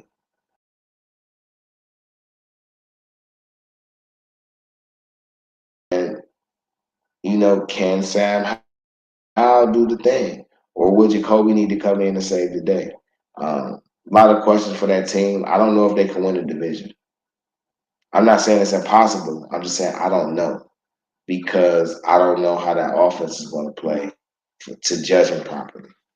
But I feel like they need at least 10 wins. Now, understand if they get 10 wins, somebody in that division, but I ain't gonna necessarily say that because outside of that division, it's only in the NFC, outside of the NFC East, there are only like 2 or 3 other teams that legitimately you could say right now should win double-digit games. So it's not impossible for that entire division to win 10 games. It's not impossible, especially in the NFC. It's not impossible. But I feel like the Commanders gonna need to get 10 wins. If they get 9, I guess it could be cool. But double-digit wins puts a big statement on all the chatter surrounding certain guys in a organization. And the organization as a whole, with the name change and the owner ordeal, and setting that tone for the new regime and new ownership and their tenure, they need 10 wins. The Ravens Commanders tonight on ESPN. Commanders are at home, and it should be a good game to watch. Now, everybody who been rocking with me for the last, hour 40, I appreciate you, And it's been a minute since I streamed, so I definitely wanted to be able to, go over some scores and just talk about a little bit of the teams because I haven't been able to talk about the teams. I haven't been available. But now we get into what we came from, okay?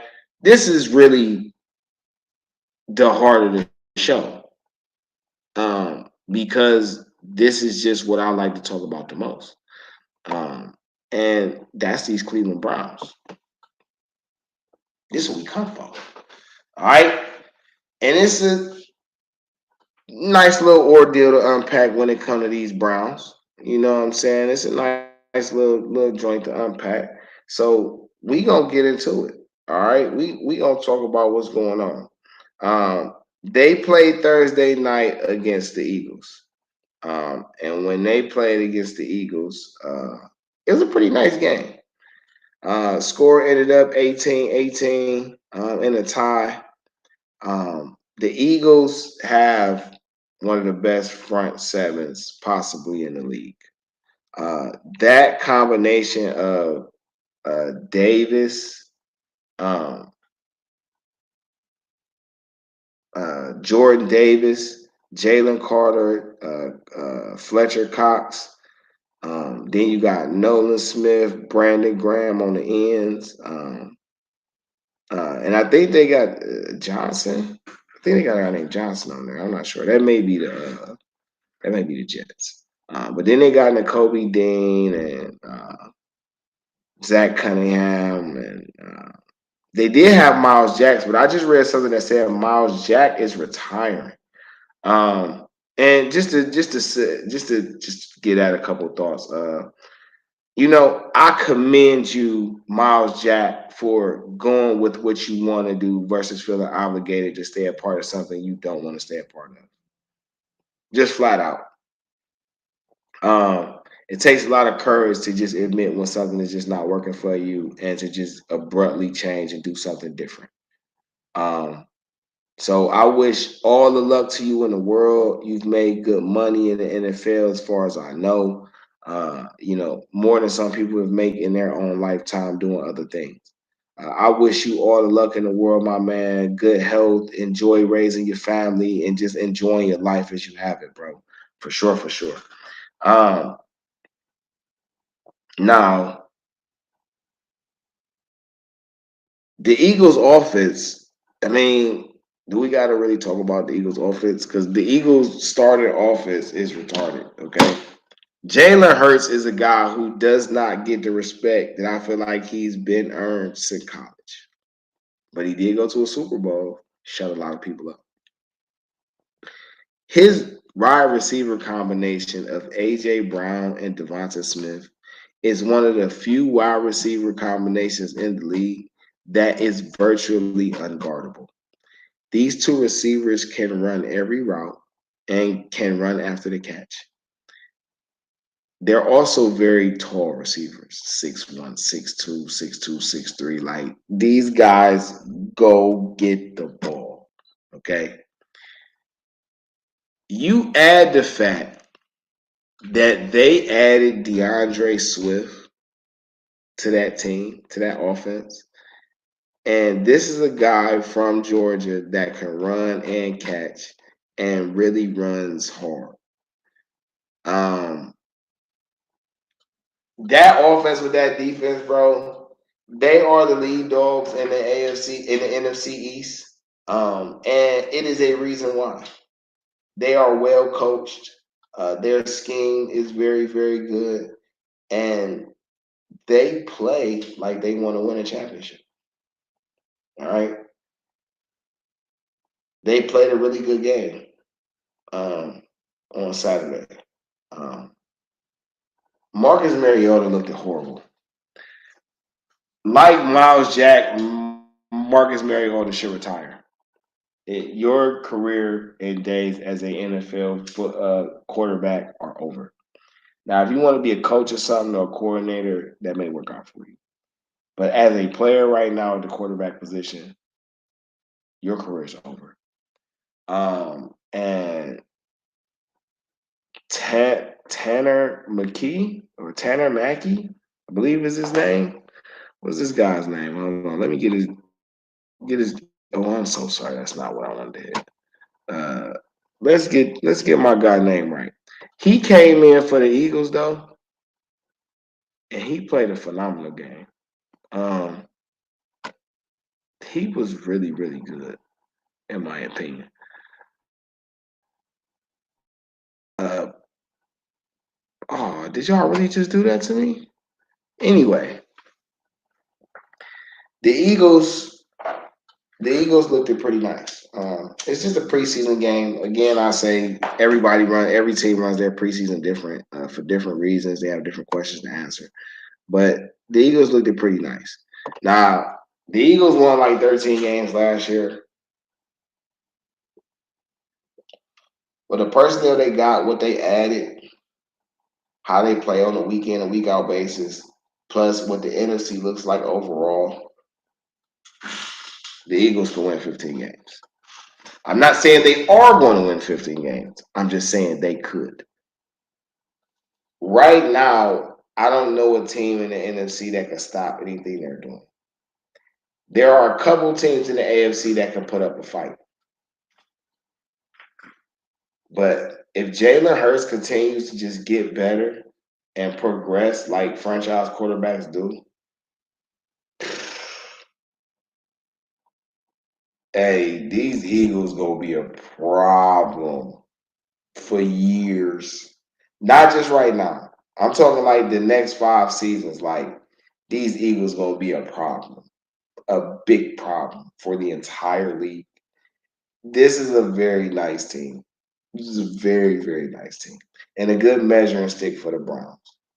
Again, this score ended in an 18-18 tie. The Eagles go to 0-1-1 on the preseason, and so that's 0 wins, 1 loss, and 1 tie. The Browns go to 1-1-1 on the preseason. That's 1 win, 1 loss, 1 tie. But I'm a Browns fan, and the Browns is what I like to talk about the most. All right, so in this preseason, right, what are the Browns looking to do? Right? There's been so many different conversations about what the team should be doing, how they should be moving, why they're doing this, that, and the third, or why they aren't doing this, that, and the third. All right. So let's bring it all to it. Let's see if I can bring it to a head for y'all. Maybe I could, maybe, just maybe, I could shed some light. Okay. The Browns have something that majority of the team don't have. They have a quarterback who was potentially one of the top 5 best quarterbacks in the league. They have a running back who is one of the best top 3 running backs in the league. They have a tight end who's a top 5, top 10 tight end in this league. They have a top receiver who is a top 15, top 20 player in this league as far as receivers.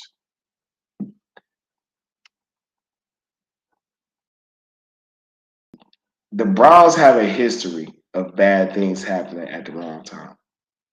So the fact that we haven't seen the starters play is okay. Man, we've seen them play a little bit in the Commanders game, but it's okay. The first 4 weeks of the Browns season is brutal. Bengals, Steelers, Titans, Ravens. That's their first 4 games. Everybody has to be available. Everybody. All right? The biggest concerns on the Browns is not the starters. Okay? It's not the starters. You know the starters, right? Right now, if we talk offense, right? Deshaun at quarterback, Nick Chubb at running back, Amari Cooper, Donovan Peoples-Jones, Elijah Moore at wide receiver.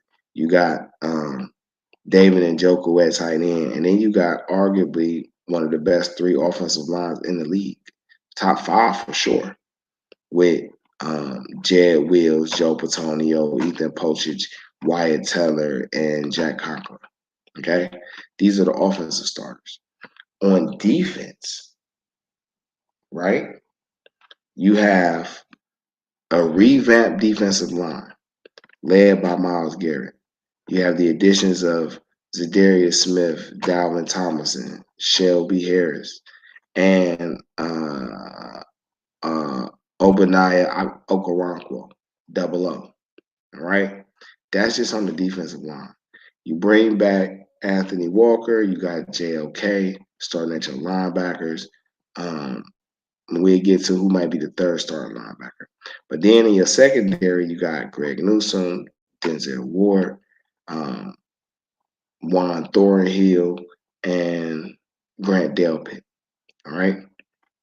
You even got Rashad McLeod back there at safety too, right? And so as far as the starters for the Browns have all the starters together. As far as a talent base, production-wise, potential-wise, the Browns have arguably a top 3 starting team. 22 starters, arguably one of the top 3 starting lineups in the league. All right, yeah, you got your questions here and there, but they have that just as starters. So I'm saying this to say, like, as I've been saying earlier in prefacing, like, every team has a different agenda when it comes to the offseason or the preseason, because the preseason, and training camps are different now than they usually are, or than they used to be. So the Browns' goal was to figure out the depth, not the starters. We know what the starters need to do. We know what we expect or what we look to see from the starters when they play. But they all need to play when they count, because 90 to 95, all of them are veterans. Every last Brown starter has been playing in this league at least 2 to 3 seasons. At least. Every starter on the Browns. At least 2 to 3 seasons. So we're not talking about rookies. However, the philosophy of having guys that you can rotate in is important because it's a long season. And you need guys to be able to give guys a spell, give your top guys a spell and not lack off in production or impact. Let's say impact, right? So the Browns spent the first 3 preseason games identifying what guys fighting for roster spots and guys that they have, already in backup position roles. They wanted to see all them guys fight. And that's what we've seen for 3 preseason games. We've seen these guys fight. Going into this Chiefs list last week, this is all about the starters now.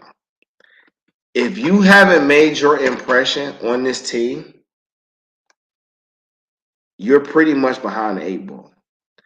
In my opinion, the guys that will play in the second half, because I don't think the starters will play the whole first half, majority of the first half. They'll at least play, if they score 2 touchdowns straight, that's probably it for them. You know what I'm saying? But they probably going to play, he said 20 to 25 minutes. So that's like the majority of the first half. That means in the last 5 minutes of the second quarter that's when guys are going to be coming in. The guys that come in right before halftime, play the rest of the game, are all guys fighting to make the team. Period. All right? With that being said, who has impressed? What will the 53-man roster look like? Who are the guys who have made a claim to be on this team? Not the guys who people feel like they want on the team, all right? But the guys that have actually made an impact and deserve the right to be on this team, all right? So let's go through. When you start at the quarterback position, there's a new rule this year in the NFL. The Browns will be able to have a third quarterback on game day ready. That does not affect the 53-man roster that's available to play on game day. Okay? So, Deshaun Watson is a starter. Joshua Dobbs is the backup. And as far as I've seen so far, Dorian Thompson-Robinson is the emergency quarterback. Kellen Mond, if he stays with the team, he's the practice squad quarterback. That's okay. DCR has played exceptionally well in this preseason for a fifth-round draft pick who will not be starting. All right, he has played well. He has moved the ball. He has gotten into scoring position. He has scored. He has made play after play. He's extended plays. He's gotten the ball out to guys who can showcase if they should be on the team. And I am extremely proud of him and happy that he's on the Cleveland Browns. Kellen Mond, though, Kellen Mond, the hype. I think in his first 2 preseason games, he wasn't taking it as serious. I think he got too comfortable and think he had a spot.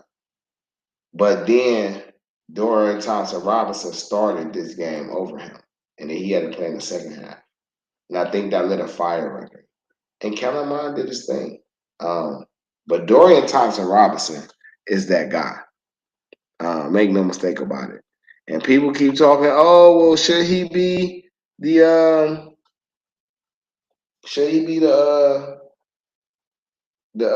number 2 quarterback? No, he should not. Joshua Dobbs is the number 2 quarterback. He should stay the number 2 quarterback. Joshua Dobbs has put in his work in this league to have this opportunity and to not have it stripped from him just because of personal preference. Let him do his thing. Deshaun Watson should play every game. It shouldn't be a reason for him to go down anyway. All right. But, Josh is cool. Dorian Thompson Robinson is the emergency quarterback. If things just so happen crazy, and we need a guy to come in, you bring in a guy that can run the same system that Deshaun is running. He may not be able to make all the decisions and have all the freedom that Deshaun has, but the base system stays the same, and Kevin Stefanski gets shown that he can manage a quarterback through the game to a win. Right? He did one to the playoffs, so I'm sure he can do it to a win. So you got three quarterbacks there. You got two, but you got three, right? Then you get to the running back room, right? We all know Nick Chubb is starting, right? Jerome Ford is the number two, but he did go down with an injury. Uh, Hopefully it ain't nothing too crazy, and he should be back at the beginning of the season. If not week one, he should definitely be back before the bye week in week 5. And if he doesn't return until after the bye week, there's still a whole season to play, so it's all good. But then you get to the guys behind that, right? And you figure the Browns are probably going to take 4 running backs into the season because they don't have a fullback. There's been all this talk on DeeTrynt Felton. And I've said from the jump, DeeTrynt Felton is going to be on the Browns. There is no reason to let this man go. And I feel like the reason he's playing a lot is for one, because Jerome Ford is hurt. But for two, is because he's been here multiple seasons and he hasn't gotten this much time to play in back-to-back games like that. So if you're going to try to get a guy ready to play a lot in the season, then you want to give him as much work in the preseason as you can. It's not a knock on him, in my opinion, that he's played this long. It's just that you're not going to play Nick Chubb and Jerome Ford is hurt. So Felton gets his chance to play and make plays and be a guy and get to showcase himself more and more. But for how Elijah Moore will be utilized, DeeTrynt Felton is the only guy on that offense right now who could be utilized in the exact same way. So you always want to keep two of a kind, especially in those X factor positions, because you just never know against what defense that that may work for you, either or guy. But Chubb and Ford is gonna get it. DeeTrynt Felton is gonna get it, and then you get down to Hassan Hall and John Kelly. Now, don't get me wrong. John Kelly has been over here for multiple seasons. He always performs and he looks good in the preseason and things like that. But he had a costly fumble in this game at the beginning of the game. And then at the end of the game, Hassan Hall finally looked like he was getting comfortable as an NFL running back. So in my opinion right now, John Kelly is not going to make the team. Maybe he goes back to the practice squad. Maybe he goes somewhere else. He's not going to make the team. I lightweight think Hassan Hall should be the guy to get it. And I'm hopefully in this next preseason game when he plays, he shows enough to where they give it to him. Jordan Wilkins is a guy that they brought in, that they signed and brought in after Jerome Ford went down. I really just think he's a placeholder right now. But maybe he comes in and shows something, and maybe he takes a spot from Hassan Hall. But I think it's Hassan Hall there. So you got 3 quarterbacks, Deshaun, Dobbs, DTR, and you got 4 running backs, and you got Chubb, Ford, Felton, and I want to say Hall. Right? And the reason I'm saying Hall is because Hall has a speed. I told you what DTR was about. No, for a fact. Was in the draft, and I'm like, ooh, how did we get him? And remember I said, because they got Felton, you know what I'm saying? DTR, you know what I'm saying, go help Felton. And he has, you know what I'm saying? When they play together, they're a nice little 1-2 punch. So, you know what I'm saying? I'm DTR doing this thing though. But they've been doing long live the Pac-12, man, Pac-10. You know, they're trying to break it down, but wherever the squads go, they're gonna hold it down. That part. That part. So now we get nope, we ain't gonna get there yet. All right. We at 3 quarterbacks, 4 running backs. That's 7. All right. You got the tight end room. All right. I know. I'm gonna go there in a second. All right. We're gonna go to the tight end room first, right? Most likely they're gonna do 3 tight ends. That's gonna put us at 10 players. All right. We're gonna do 3 tight ends, right? So the 3 tight ends, in my opinion, is going to be David Njoku, Jordan Atkins, and Harrison Bryant. All right. Hopefully Greeny stays on the practice squad because I think he's a guy that could take over for Harrison Bryant. I like Zaire Mitchell Payton, but he might be a guy that might get picked up. And I like Miller Forrestall to a degree, but he might be a guy that's going to get cut. But Thomas Greeny is a guy that they should try to keep in some capacity. But Njoku, Akins, and Bryant, they're the 3. So that's 10. All right. Then you get to the offensive line. And this is where, I get into trades and stuff in a second, but on this offensive line, right? Ethan Pochich and Luke Weipler are most likely shoe-ins. Ethan is a guy they re-signed for 3 years. Pochich is a rookie that they drafted.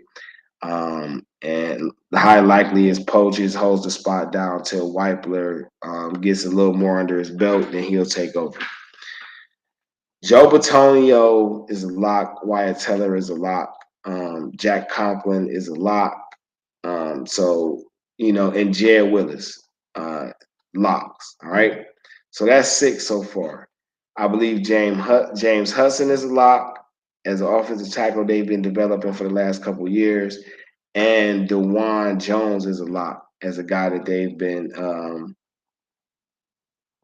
a guy that they drafted this year that has been making a lot of noise in the preseason. It's a very good preseason. 111 pass protection opportunities, only 1 pressure allowed, no sacks. He's doing very, very well for himself. So that's 8.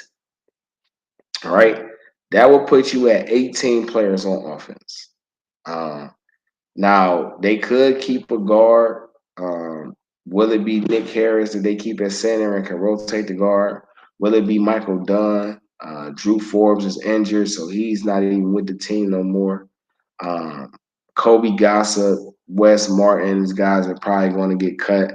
They do like Tyrone Wheatley Jr. As an outside guy. Maybe they want to keep him instead.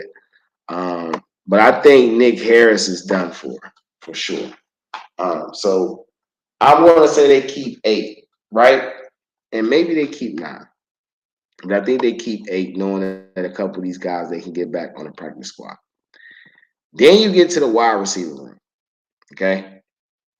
Now, this is a big topic with the Browns and Browns fans because for a fact Amari Cooper, Donovan Peoples-Jones, Elijah Moore are all on the team. You can pretty much count Cedric Tillman. All right. So that's 4, right?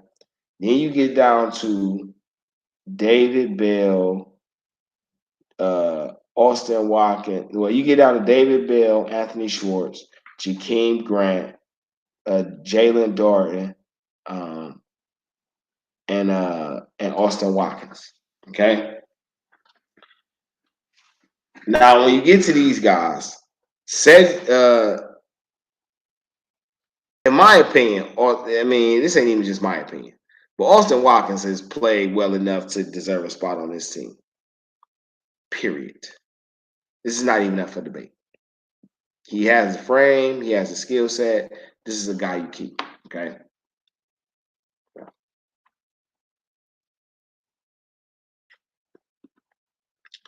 David Bell, I feel like should have an automatic spot because he has done nothing to lose his spot.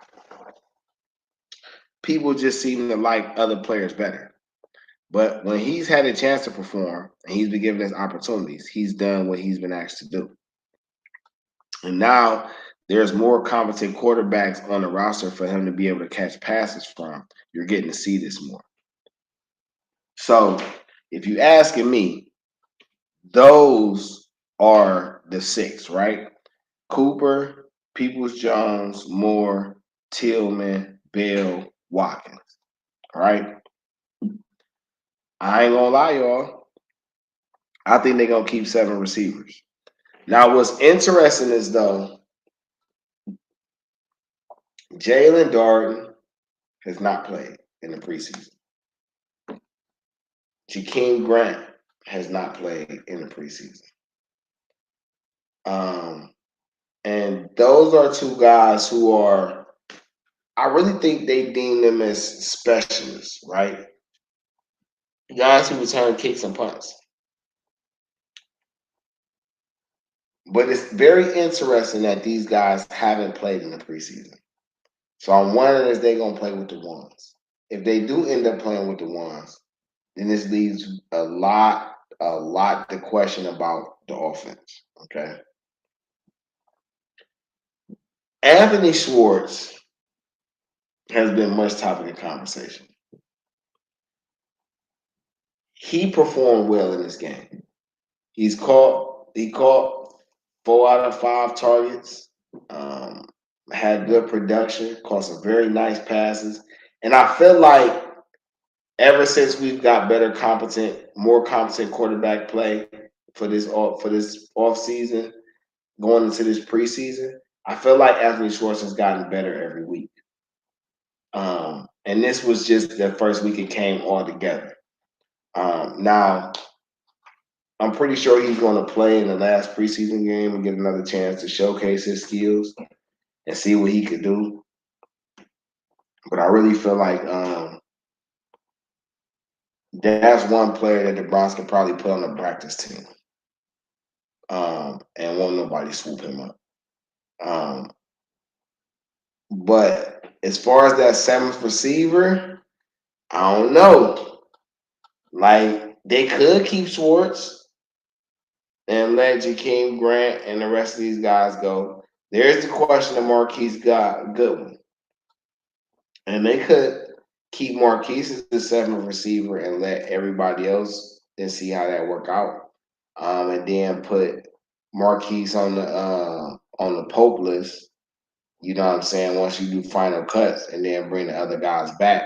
Now, what works for the Browns is every team is keeping all 90 players on their preseason roster until final cuts. So when you get to the final cuts after this last preseason game, and teams are going to get there are going to be hundreds of guys available. So there's a better chance that a guy from your team gets overlooked because there's going to be hundreds of players available for people to pick from to put on their practice squad. All right. So, some of these guys they can take the chance on because it's probably going to be a second before they get to their names. But I think the Browns run with 7 receivers. Who that 7th receiver is, I don't know. Could it be Grant? Could it be Darden? Could Schwartz find his way onto the team? I have no clue. But I do think it's going to be 7 receivers for sure. I want and this, huh? I said I want Watkins. What'd you say, bro? You can't hear me? Yeah, I can hear you. Go ahead, bro. Oh no, I was saying I want Watkins to be on the team. Number 80, the young boy.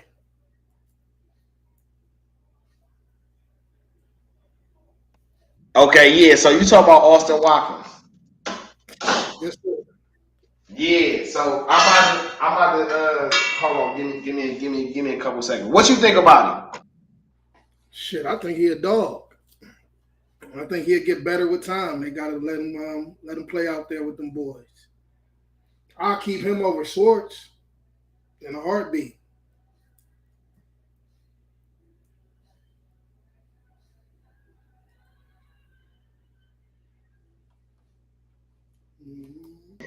Okay, yeah. So my fault. I had to do something right quick. So yeah, Watkins, right? I'm glad I got to the end of the seven receiver talk. So Austin Watkins has impressed, to say, for the lack of a better term. He is impressed. He has played exceptionally well. Okay. Route running, difficult catches, catching in traffic, separation. He's 6'3", 6'2", probably. Some reports said he's 6'1". Some people say he's 6'3". He's 6'2". All right. But I also heard he is the cousin of Sammy Watkins. And Sammy Watkins is a very good receiver in this league. When he's healthy, he was formidable. Um, I haven't been using that word a lot, but he was definitely like a problem to handle. Austin Watkins gives me Josh Gordon vibes. He gives me Josh Gordon vibes. He has none of the background issues that Josh Gordon had. But he gives me Josh Gordon vibes. So I feel like the Browns definitely need to keep him. And I feel like they're going to keep him. You know, especially when you got, Marquise Goodwin was only on a 1-year deal. Donovan Peoples-Jones is on the last year of his deal. Elijah Moore only has 2 years left on his deal before they have to really start doing things. Amari Cooper only has another season left on his deal. Tillman and Bill are the only one guys that's probably on the roster past 2 years due to contract. It would make absolute sense for them to keep Austin Watkins and allow him to play. Now, with the addition of Jim Schwartz as the defensive coordinator, the team is preaching rotations and using different guys. You know what I'm saying? So it's going to be a lot of rest given. If we're going to be running 3 receivers at a time most of the time, up to 5 receivers going to play a lot,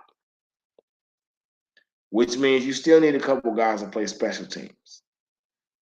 So this is where I say they're going to keep 7. Austin Watkins, Tillman, and Bell is my 3 rotation guys for Peoples-Jones, Moore, and Cooper. I feel like you ain't going to too much miss a beat when you rotate those guys in. Especially if you have to come in with a Tillman, let's just say on an offensive set, you want to bring in Tillman, Watkins, and Bell. And then you can still bring in a Felton. You know what I mean? Like, I feel like that's definitely what the Browns should be on. Austin Watkins has played incredible. And he's a sure catcher. He plays aggressively. He plays like he wants to impact the game. He got run after the catch ability. I mean, everything that people said they wanted to see if Donovan Peoples-Jones can do and has shown he can do, Austin Watkins has shown in one preseason. And that's no knock on Donovan Peoples-Jones. That's just the example I'm using. It ain't nothing against it because I like DPJ. But Austin Watkins, man, he's played incredible. I like him a lot, and he definitely should make this team. Now, when you get down to the defense, unlike the last few years, this becomes a more enjoyable conversation. Okay? Already laid out the starters for the defense. It's about depth, right? So on that defensive line, unfortunately, Alex Wright, Isaiah Thomas are out with injury. See, as far as linebackers go, Sione Takitaki, I don't think he's going to start the season. I think he's still rehabbing. And Jacob Phillips is out for the season. And then as far as the secondary, you just got Greg Newsome with some day-to-day on the growing pool. But everybody else is healthy and ready to go. Jordan Elliott has disappointed me. Okay? But He also could be just readjusting to being able to play loose and fast. But he is disappointing me. Siaki Ika has played pretty good, and so has Maurice Hurst. I really like what I've seen from Ika, and Hurst has gotten better every game that he's played. Um, Isaiah McGuire, defensive end, late round draft pick for the Browns, has played really well. Um, and those four guys that I've mentioned, I think will be on the team. I also think there's a chance that Tommy Togiai makes it too. Because of the Perrion Winfrey incident, because of the two injuries from the other guys, and the fact that Togiai is a run stopper first, I think that bodes well for them. On top of the fact that Shelby Harris, Zadarius Smith, Dalvin Thomas, and Myles Garrett can all be interchanged from D tackle to defensive end. So let's just say you want to put four meaty guys down there. If I want to put Ika and Hurst down there with let's just say I got to give Miles and Zadarius a spell. So if I want to put Ika and Hurst down there with Harris and Dalvin Thomason, that's still good. I can do that on the rundown. You know, so I can switch Ika out for or Togi out. You know, I can still do something there. Jordan Elliott to me is a defensive end, even though he may not be fast enough. I always figured he had a defensive end. He had that like almost like that Emmanuel Agba type of feel. But I don't know, he just ain't showed it. And he probably gonna make this team just because we need it, but he gotta show more, bro. He is blowing me. The linebacker room, though, has been exciting. That Muhammad Diabite, and I said when they brought him up on the undrafted side, and I looked at his tape from college, I say, bro, hey, this guy might be one of them ones. You know what I'm saying? This guy seems to act like he knows like how to play. And he made a big impact in this Eagles game. You know, got a safety, then got a turnover on a fumble strip. Had about 7 tackles in the game. I think he had a sack. You know, this guy has been playing well enough over the last 3 preseason games to consider him a possible starter because of the injuries. JOK has played much faster and much looser. We all know what a healthy Anthony Walker could bring to the table, especially behind a defensive line room that can actually open up the holes and slots for him. You know, this Browns front seven has been revamped so well. And, you know, as far as I'm concerned, Anthony Walker, JOK, Taki, Diabite, and Kucinich are the 5 shoe-ins, in my opinion, at the linebacker position. Now, Ika's probably going to go on the Pope list and is not going to start, so that's going to open up room for another guy. So hopefully, you know, Clarence Thomas. Let me not forget Clarence Thomas, number 35. They need to hold on to him. I like Clarence Thomas is nice. And he's like Diabite. They fit in this system. I really need them to keep Clarence Thomas. If nothing else, he plays special teams. They need to keep him. As far as the secondary go, man, you know, Emerson, Ward, Newsome, they're gonna play, right? AJ Green, I feel like he's gonna be here. Caleb Biggers hasn't really shown me nothing, but Cameron Mitchell has shown me something. And I feel like Tanner McAllister has shown me something, especially as a tackler in the quarterback position. Only one of those 2 guys are going to make it. It's probably going to be Mitchell. But hopefully we can keep Tanner on the practice squad. Ronnie Hickman and D'Anthony Bell competing for that last safety spot has been an interesting thing. But ideally, they would want to keep both of those guys. And it's probably going to be hard. I think the fact that they're going to want to keep at least 9 defensive linemen is really the issue.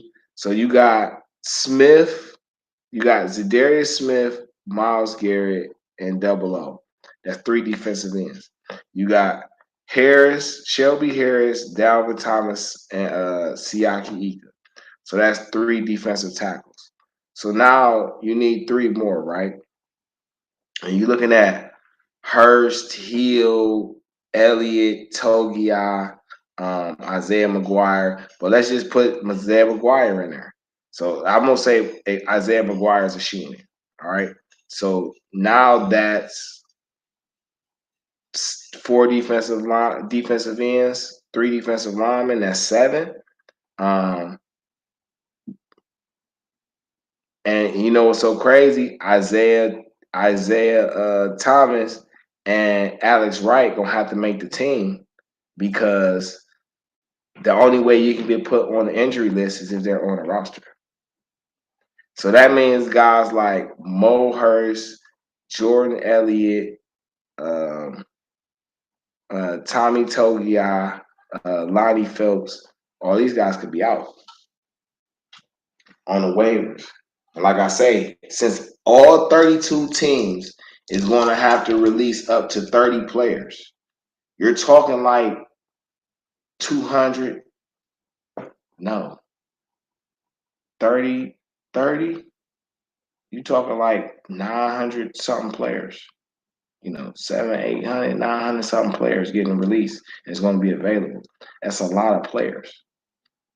You know what I'm saying? That's a lot of teams. That's a lot of players for 32 teams. Like that's a lot. Yeah, because it was at 90. So 90 from 53 or 53 from 90 is 37. It's 37 times 32. You know what I'm saying? So you talking, give you exact number. You're talking 4, what's that? 6, 21, 27, 7,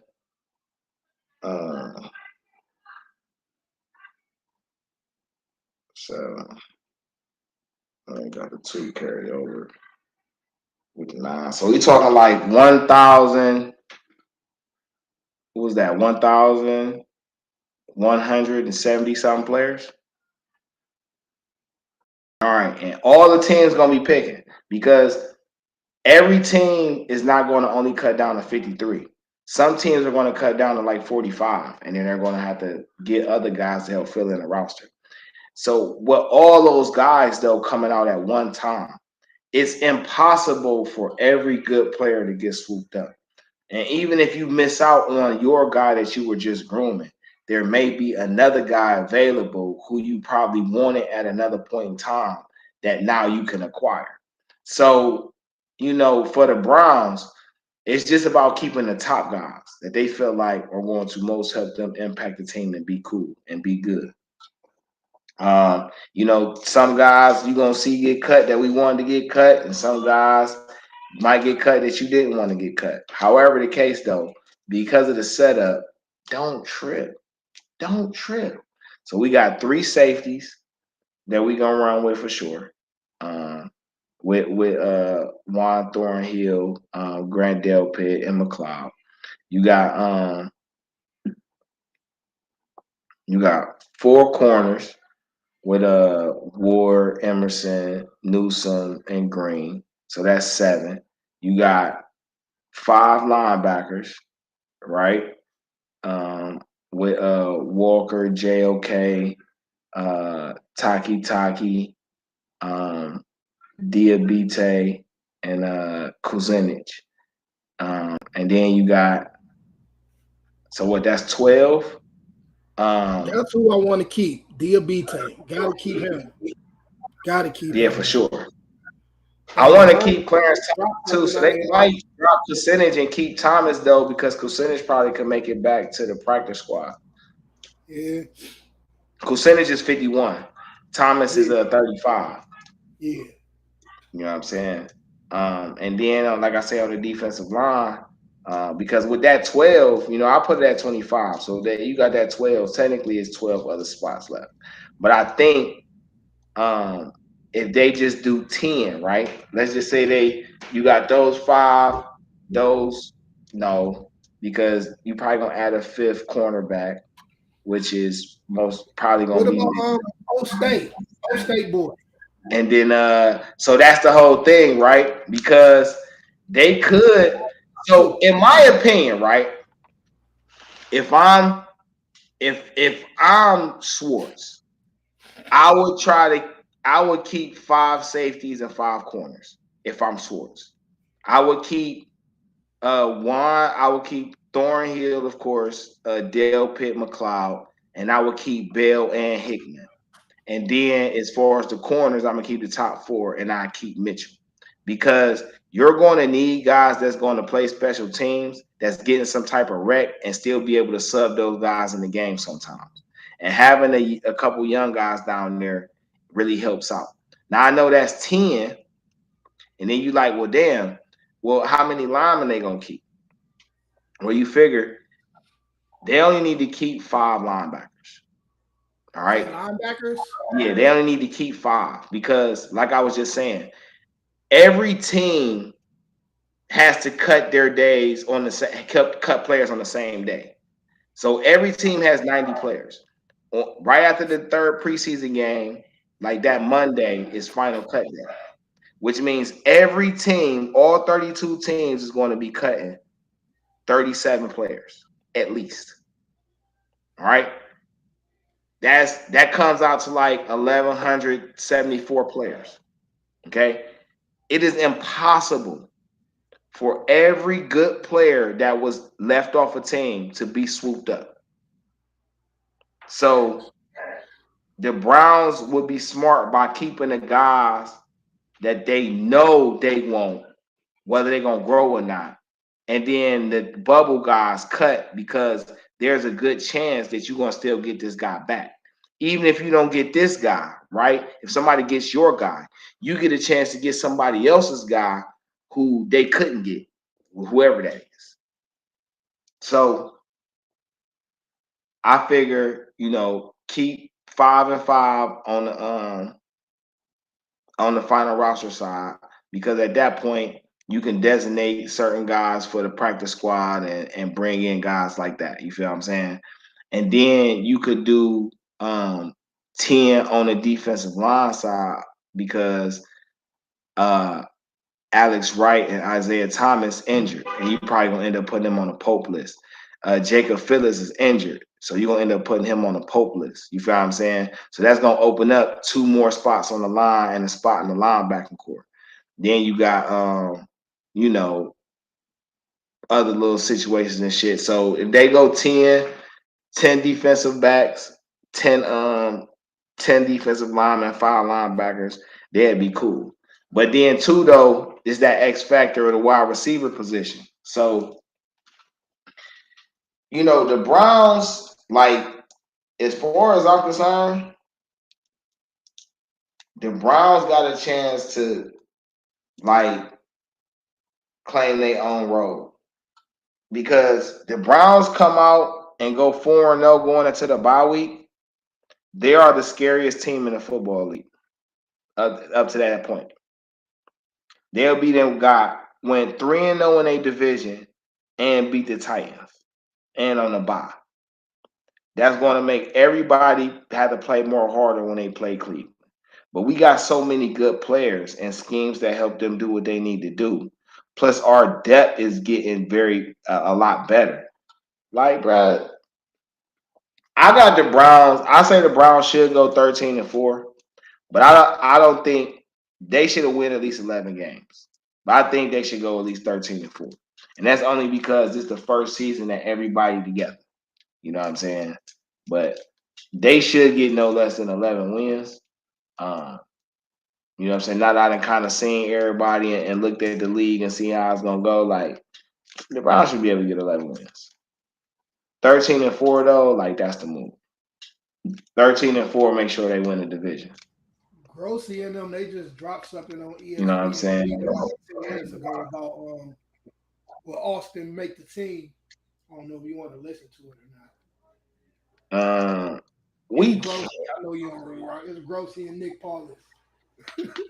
No, I probably don't, man. And for all those that don't know, like it's just a media members in Cleveland I just don't bother with because they don't. Nick Paulus my guy. Nick Paulus my guy. Grossi he Grossi be annoying. I don't be trying to get him no money, man. Get him no airtime, man. I can't. But That's my nigga. Industry sports only right now. you know what I'm saying?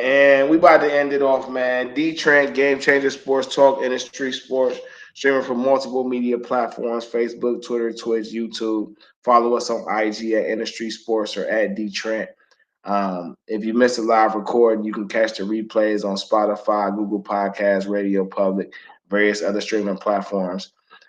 Just subscribe to the Industry Sports channel, and then you go in there, you will find Game Changer Sports Talk with DeeTrynt. Make sure you subscribe to that too.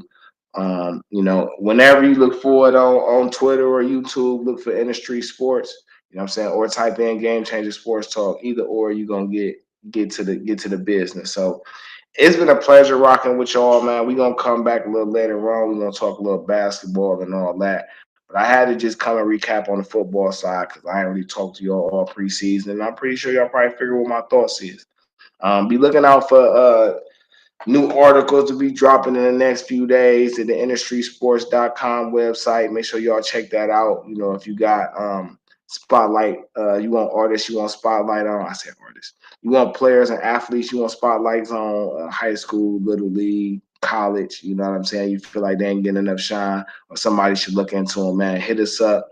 You know what I'm saying? We'd definitely do some background research and put that out there for you. You know what I mean? But we don't know if we ain't hip to them. So we appreciate y'all. Thank y'all for gathering up with us, man. Hope y'all enjoy. We'll catch y'all later.